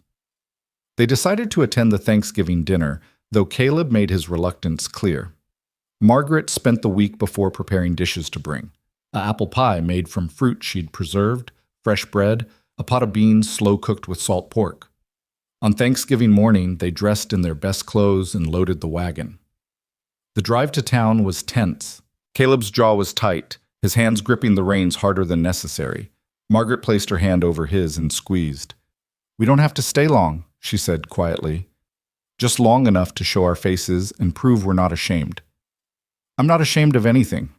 I'm proud as hell of you, of us. But these people, Margaret, the way they treated you, I know, but holding grudges takes energy I'd rather spend on building our life. Let them think what they want. We know the truth. Mrs. Carmichael's daughter lived in a large house on the edge of Dustbend, and when they arrived, the yard was already crowded with wagons. Margaret took a deep breath, gathered her dishes, and let Caleb help her down. The moment they entered the house, conversation died. Every head turned, every eye fixed on them. Margaret felt Caleb's hand tense on her back, but she kept her spine straight and her smile pleasant. Mrs. Carmichael, thank you so much for inviting us, she said warmly, moving toward the older woman. I brought some dishes to contribute. Mrs. Carmichael's face lit up. Margaret, Caleb, I'm so glad you came. Here, let me take those. Margaret, the women are in the kitchen if you'd like to join them. Caleb, the men are out back discussing the winter wheat prospects. It was a dismissal to separate gender-appropriate spaces, but Margaret caught the meaningful look in Mrs. Carmichael's eye.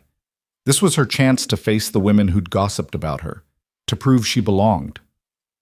The kitchen was crowded with women preparing food, their conversation a low hum that stopped abruptly when Margaret entered.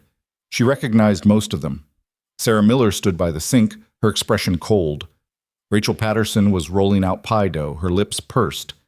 Mrs. Fletcher sat peeling potatoes, her disapproval radiating like heat. Good morning, Margaret said pleasantly. What can I do to help? For a long moment, no one answered. Then Ellen Parker, one of the women who'd helped with her wedding dress, gestured to a pile of vegetables. Carrots need chopping for the stew. Margaret took up a knife and began working.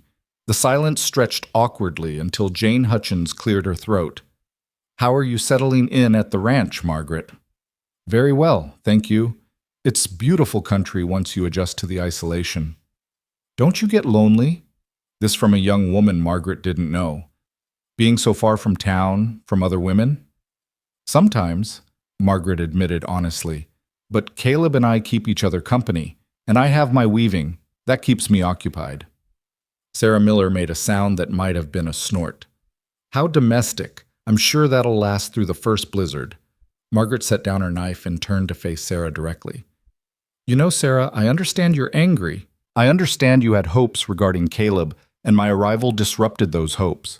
But we're going to be living in the same community for the rest of our lives. We can either spend that time as enemies, or we can try to be civil to each other. The choice is yours. Sarah's face flushed red.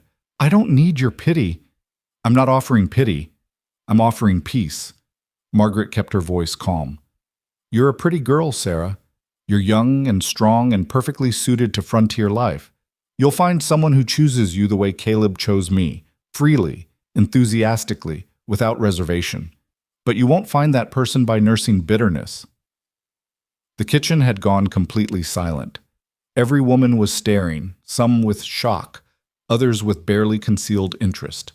Sarah looked like she might say something cutting, but then her eyes filled with tears and she rushed from the room. Mrs. Fletcher spoke up, her voice sharp. "That was cruel, Mrs. Warren." "No, Mrs. Fletcher, it was honest." "Cruelty would have been letting her continue to believe that hating me will somehow change the past."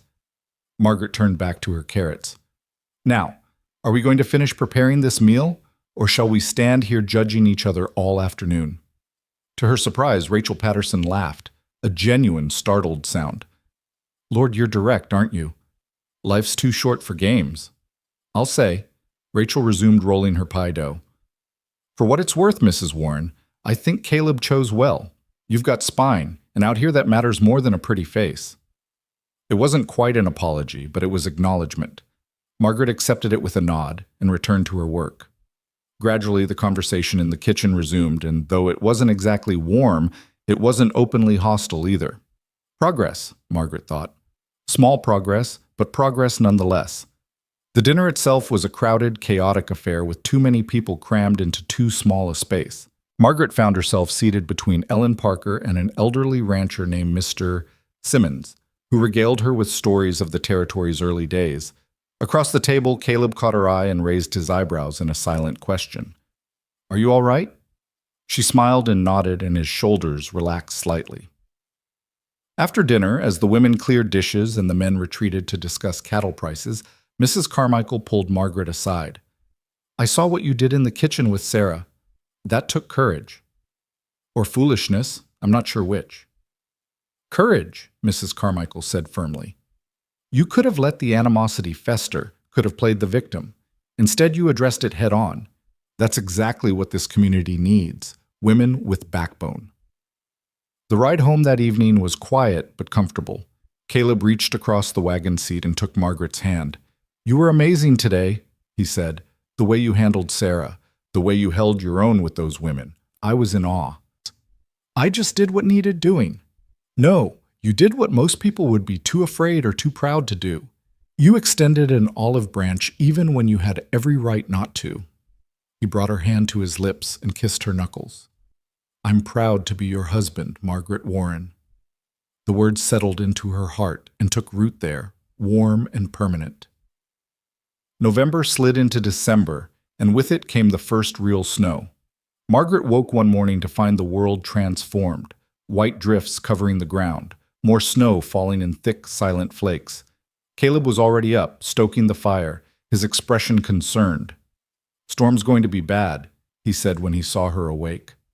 "I need to bring the horses into the barn, check on the cattle. You should stay inside where it's warm." "I'm coming with you." "Margaret, it's Caleb." She climbed out of bed and began dressing in her warmest clothes. "You told me this ranch is ours, remember? That means I help when there's work to be done. Weather be damned." He looked like he wanted to argue, but something in her expression stopped him. Instead, he nodded. "Bundle up warm. It's brutal out there."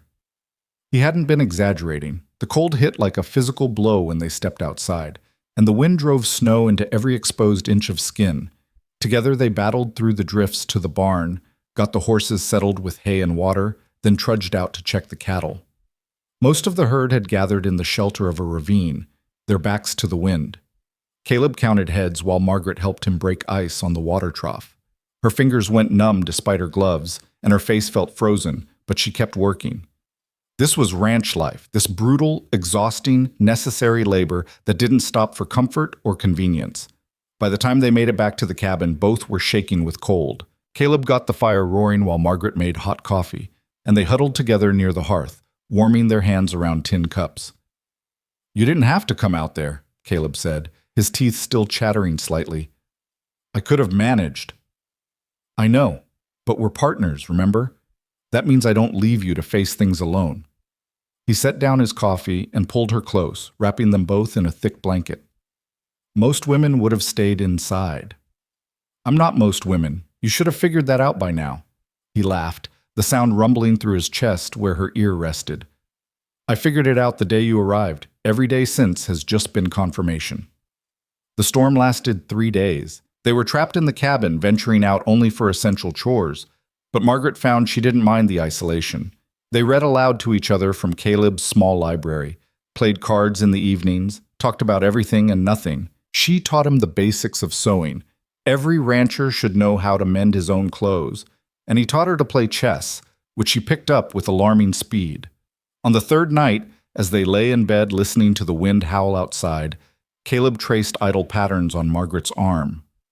"I've been thinking," he said quietly, "about next spring." "What about it?" "I want to expand the herd. Maybe try breeding some horses to sell. But that would mean more work, longer hours. I don't want to build an empire that costs us the life we've made together." Margaret rolled to face him. "What if we hired help? Not just Tommy for seasonal work, but someone permanent. It would give you more time for the things that matter, and it would mean I'm not alone here when you're out on the range." "You'd want that? Another person around? If it means you're not working yourself to exhaustion." "Yes." She paused. "There's something else we should discuss." His hand stilled on her arm. "What?" "I'm late." The words hung in the darkness between them. She felt Caleb go very still, felt his breath catch. "Late," he repeated. "You mean my monthly courses? I'm 2 weeks overdue." Her own heart was racing now. It could be nothing, stress, the change in climate, the hard work, but it could also be a baby. His voice was barely a whisper. "You might be carrying our baby." "Maybe. It's too soon to know for certain. I didn't want to say anything until I was sure, but..." She stopped because Caleb had wrapped his arms around her and buried his face in her neck, and she could feel his shoulders shaking. "Caleb, are you all right?" He lifted his head, and in the dim moonlight filtering through the window, she could see tears on his cheeks. "I'm more than all right. Margaret, if you're pregnant, if we're going to have a child..." His voice broke. "I never let myself hope for this. For you, for a family, for any of it. And now..." She cupped his face in her hands and kissed him, tasting salt from his tears. "Now we wait and see. And whatever happens, we face it together." "Together," he agreed, and kissed her again, and the storm outside faded into insignificance compared to the warmth they created between them. Christmas came quietly. They had no decorations, no grand feast, but Margaret made a special meal and Caleb surprised her with a gift. A beautiful set of weaving shuttles he'd carved himself during the long winter evenings. She gave him a new shirt she'd sewn, fitted perfectly to his frame, and a pair of warm socks she'd knitted. "I'm not pregnant," she told him on Christmas morning, her voice carefully neutral. His face fell for just a moment before he masked it. "That's all right. We have time." "Do we?" She'd been holding this fear close to her chest for weeks. "Caleb, I'm 32 years old. Every month that passes without conceiving is another month closer to it being too late." He pulled her into his arms and held her tight. "Listen to me. If we have children, I'll be grateful beyond words. But if we don't? Margaret, you are enough. You, just as you are more than I ever dreamed of having. A baby would be a blessing, but it's not the only blessing in my life. You are." She let herself cry then, let out all the fear and disappointment she'd been holding back. And Caleb held her through it, murmuring reassurances, reminding her of her worth beyond her ability to bear children. January arrived with bitter cold and deep snow. February brought howling winds that piled drifts against the cabin walls. March came in like the proverbial lion, and Margaret wondered if spring would ever arrive.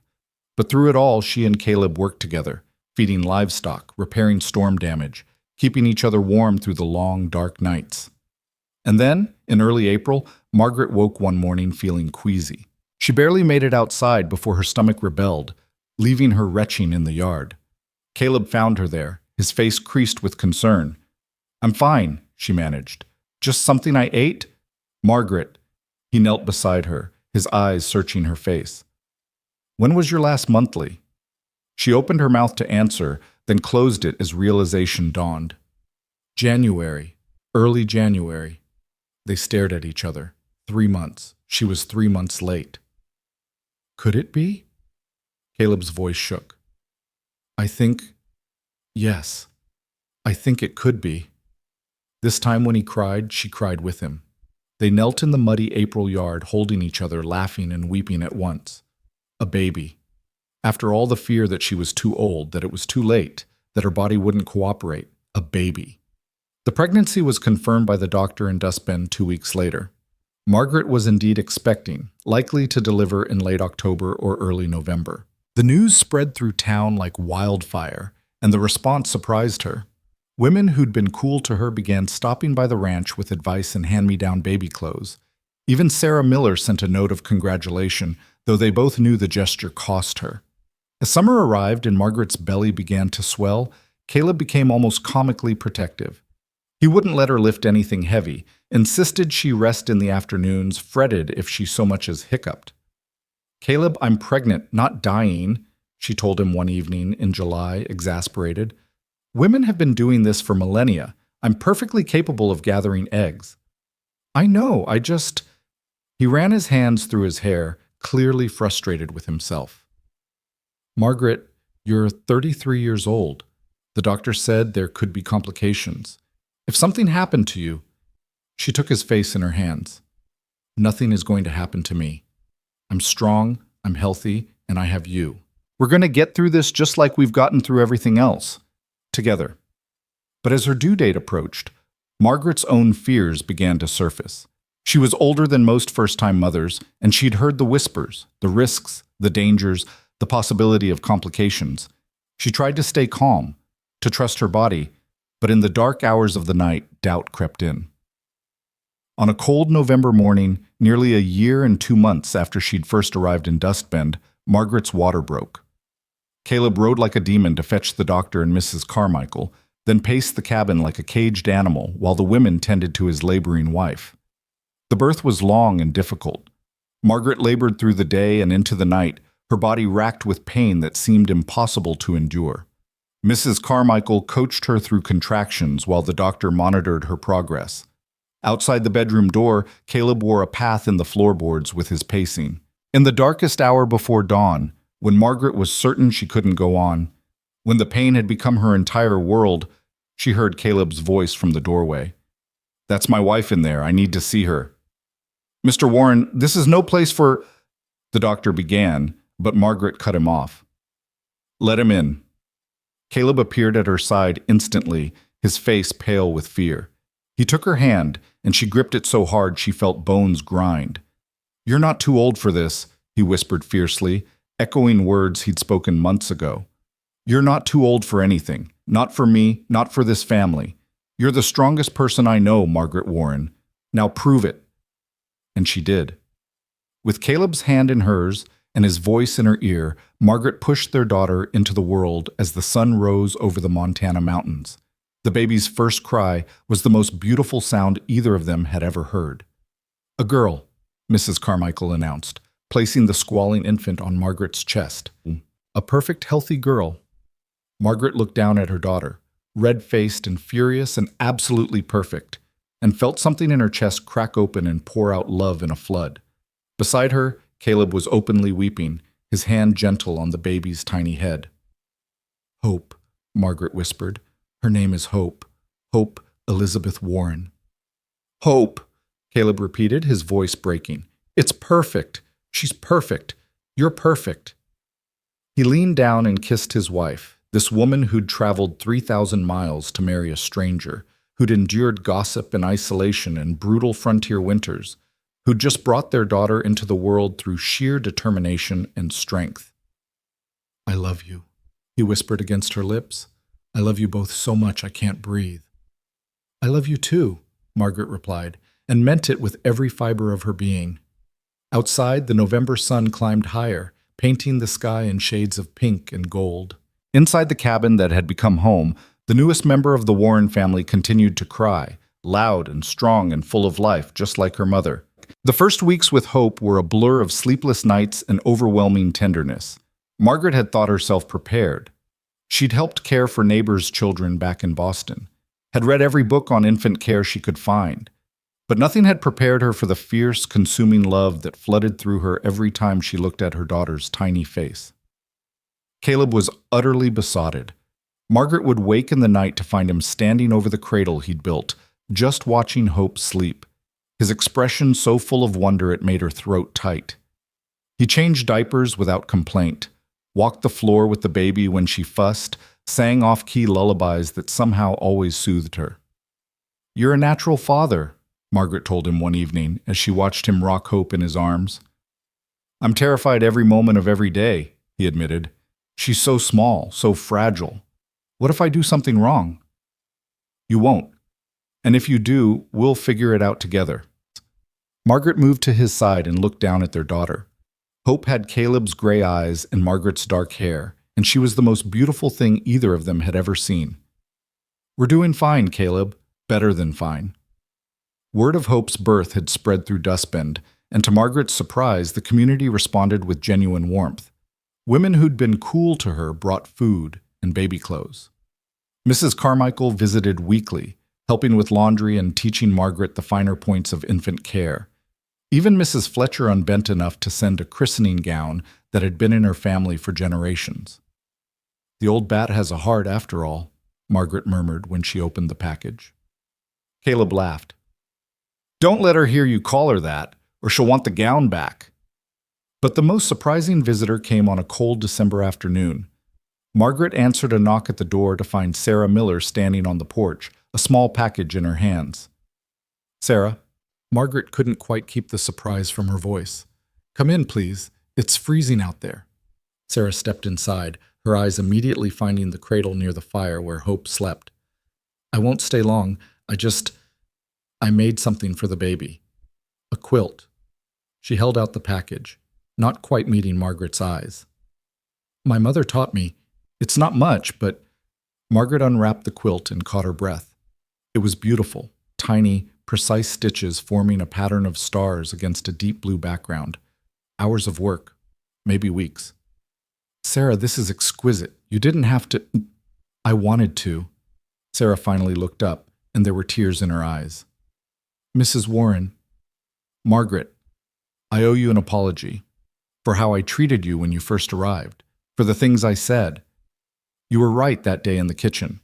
I was nursing bitterness instead of moving forward with my life. But watching you this past year, seeing how you and Caleb are together, how happy he is." She paused, swallowing hard. "You were right about something else, too. I deserved someone who chose me the way Caleb chose you, and I found him." "You did?" A small smile crossed Sarah's face. "James Peterson, from the ranch east of here. He's been courting me since summer. We're planning to marry in the spring." The smile widened. "He looks at me the way Caleb looks at you, like I'm exactly what he wants, not just what's available." Margaret felt warmth bloom in her chest. "Sarah, that's wonderful. I'm genuinely happy for you." "Are you? Even after how I treated you?" "Especially because of how you treated me. It takes courage to apologize, to admit you were wrong. And it takes even more courage to open your heart again after disappointment." Margaret gestured to the chairs by the fire. "Please stay for tea. Tell me about James. I want to hear everything."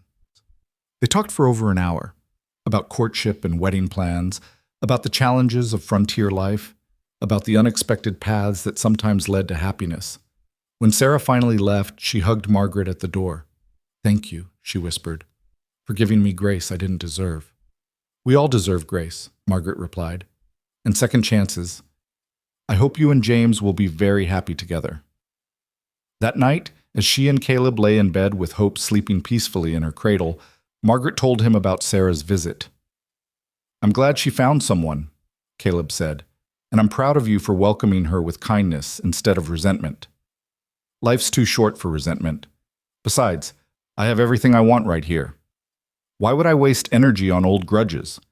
He pulled her closer, his lips finding her temple.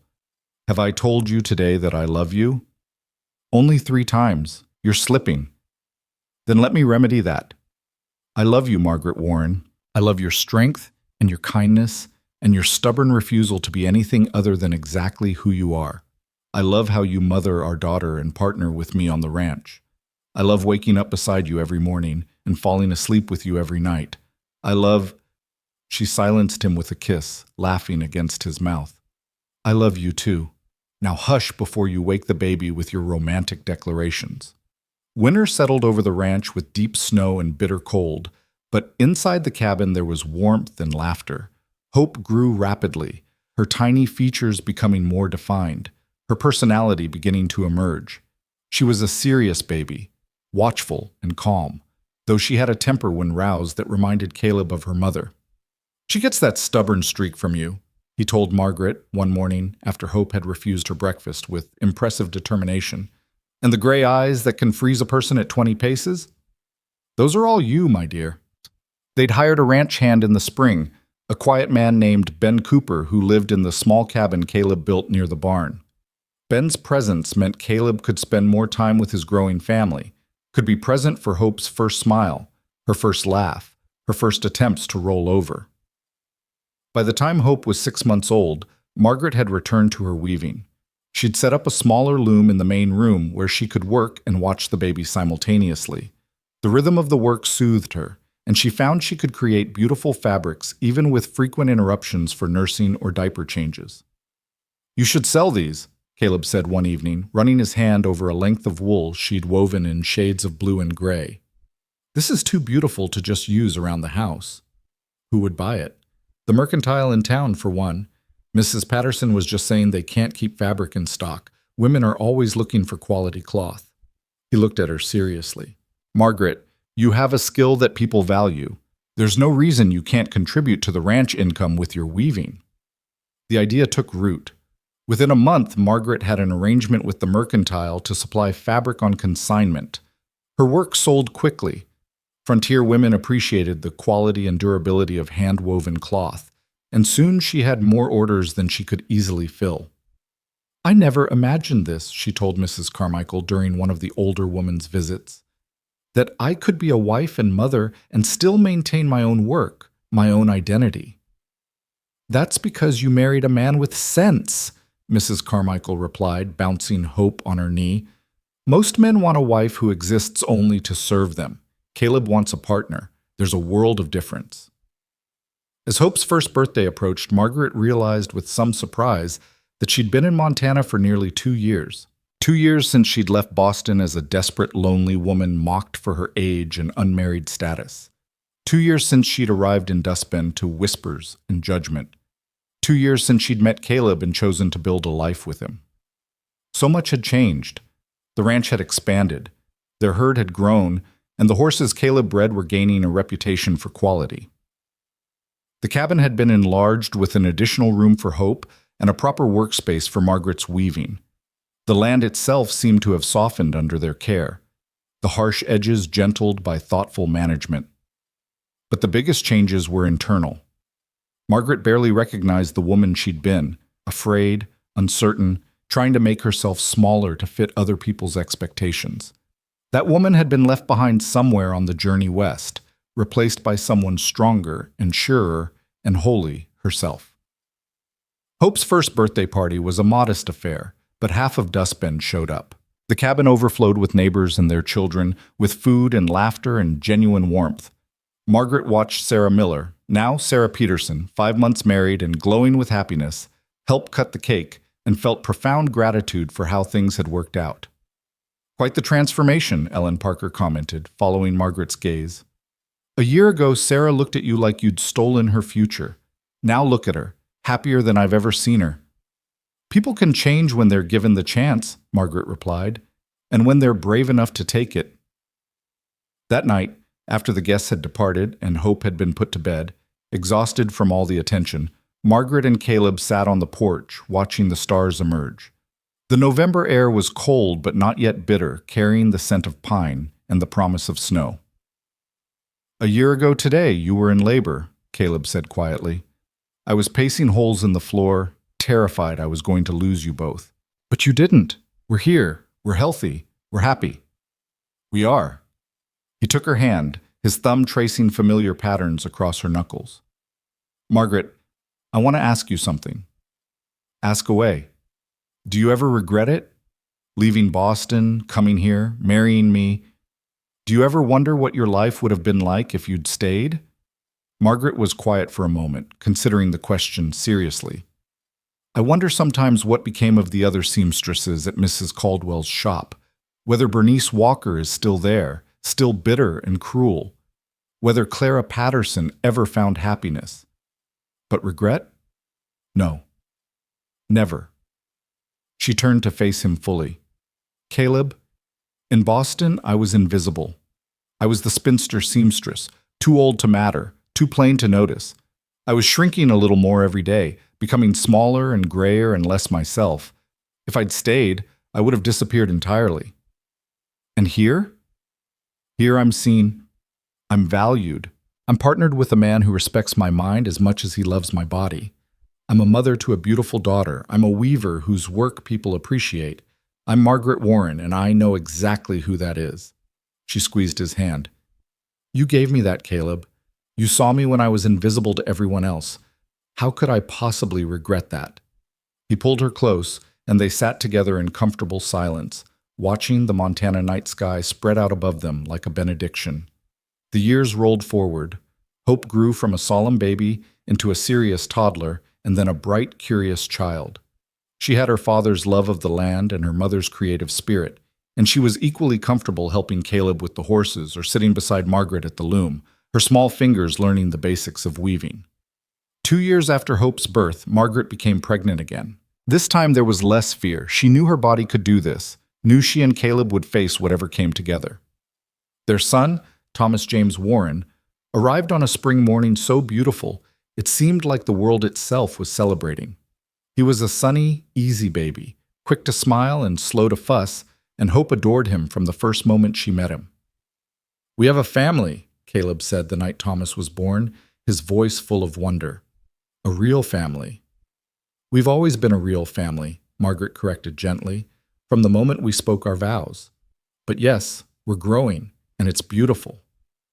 Margaret's weaving business continued to thrive. She trained 2 young women from town in the craft, paying them fair wages and treating them as apprentices rather than servants. Her fabrics were sold as far away as Helena and Butte, and she'd earned enough to contribute significantly to the ranch's expansion. "You've built an empire," Mrs. Carmichael told her proudly during one visit. "And you've done it while raising 2 children and running a household.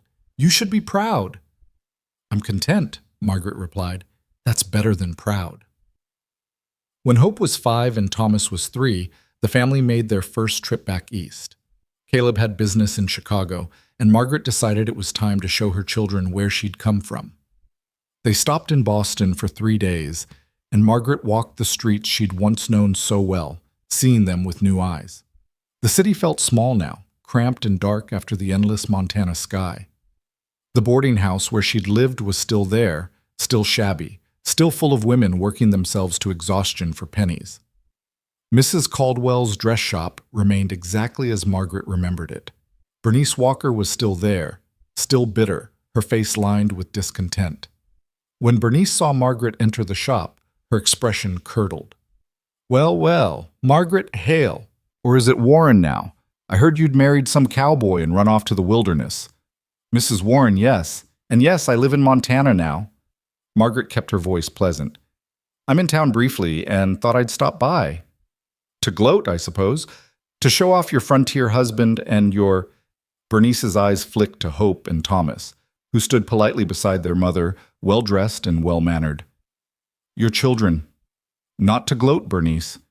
To remember where I came from, and to be grateful for where I am now." She didn't stay long. There was nothing in that shop, in that life, that called to her anymore. As they left, Hope tugged on her hand. "Mama, why was that lady so mean?" "Because she's unhappy, sweetheart, and unhappy people sometimes lash out at others." "Why is she unhappy?" Margaret thought about how to answer. "Because she never had the courage to choose something different. She stayed in a place that made her miserable because it was safe and familiar, and now she's angry at people who were brave enough to leave." That night, in their hotel room, Caleb held Margaret close. "Are you glad we came?" "Yes. I needed to see it again to remember, but I also need to leave. This isn't home anymore." "Where's home?" "Montana. The ranch.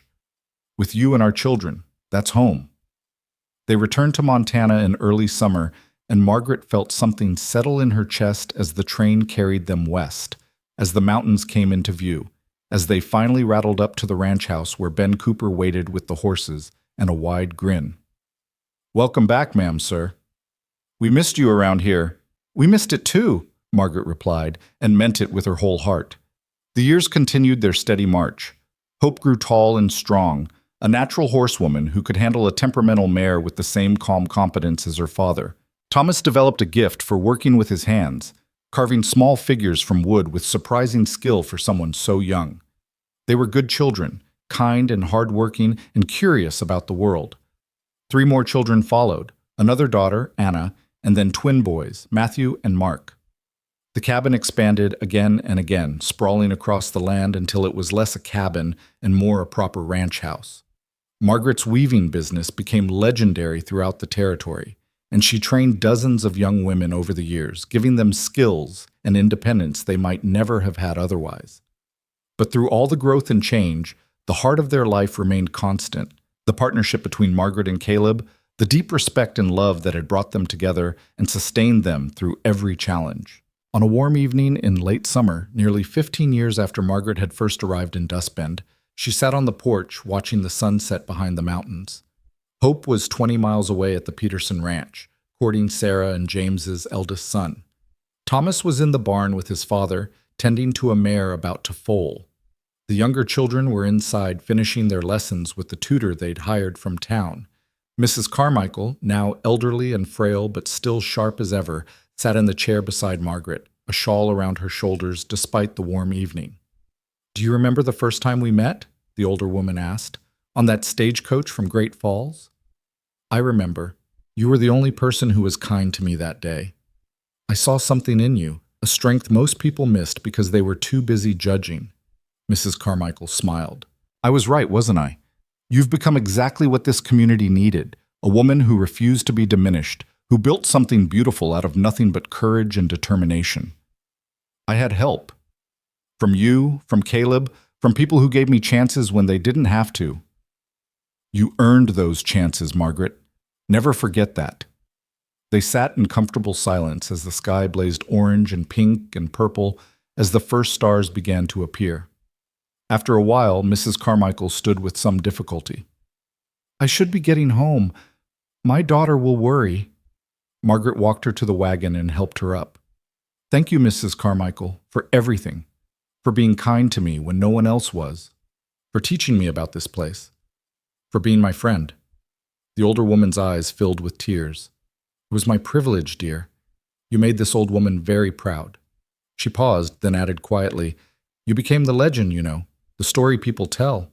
The mail-order bride who was mocked as too old, who proved everyone wrong, who built a life that became the envy of the territory. That's your legacy, Margaret Warren." After Mrs. Carmichael had driven away, Margaret stood in the yard as twilight deepened.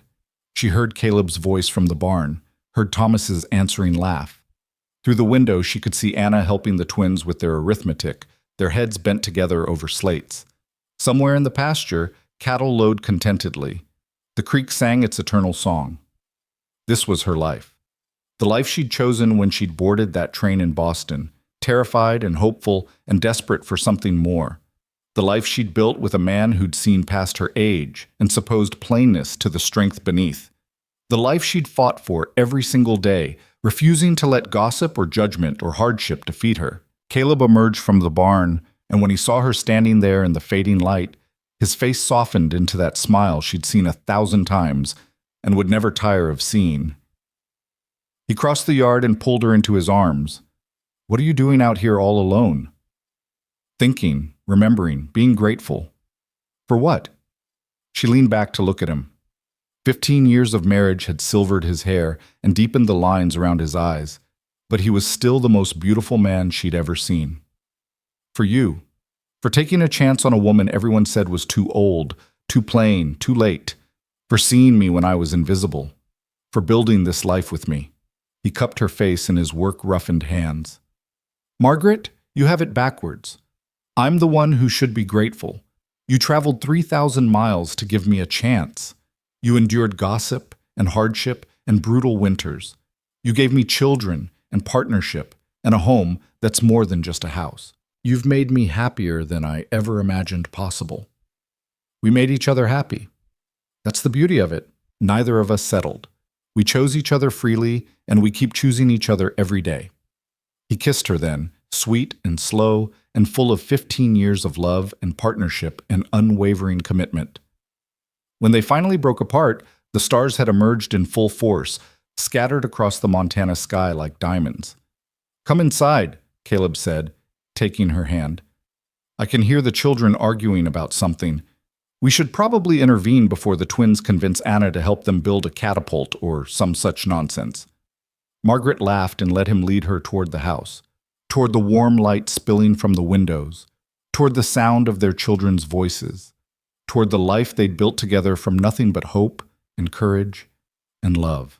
She paused at the threshold and looked back one more time at the land spread out before them, the ranch that had grown from Caleb's solitary homestead into a thriving enterprise, the mountains standing eternal watch, the creek running silver in the starlight. This was home. Not the place she'd been born, not the city that had tried to make her invisible, but this wild, beautiful, challenging land where she'd finally become fully herself, where she'd arrived as the mail-order bride, too old, too plain, too late, where she'd become Margaret Warren, wife, mother, weaver, rancher, partner, legend, where she'd proven, day after day and year after year, that it's never too late to choose the life you want, never too old to start over, never too plain to be cherished, never too late to find exactly where you belong. She squeezed Caleb's hand and stepped across the threshold into the warmth and noise and beautiful chaos of their home, into the life she'd chosen and the family she'd helped create, into a future that stretched ahead full of promise and possibility. And as the door closed behind them, shutting out the Montana night, Margaret smiled, because she knew with absolute certainty what destiny really looked like. Not late, not too old, not a compromise or a consolation prize, just right on time, just exactly right, just exactly where she'd always been meant to be, chosen and cherished, partnered and home at last. The woman who'd been told she'd missed her chance had found it after all. And in finding it, she'd become exactly who she was always meant to be.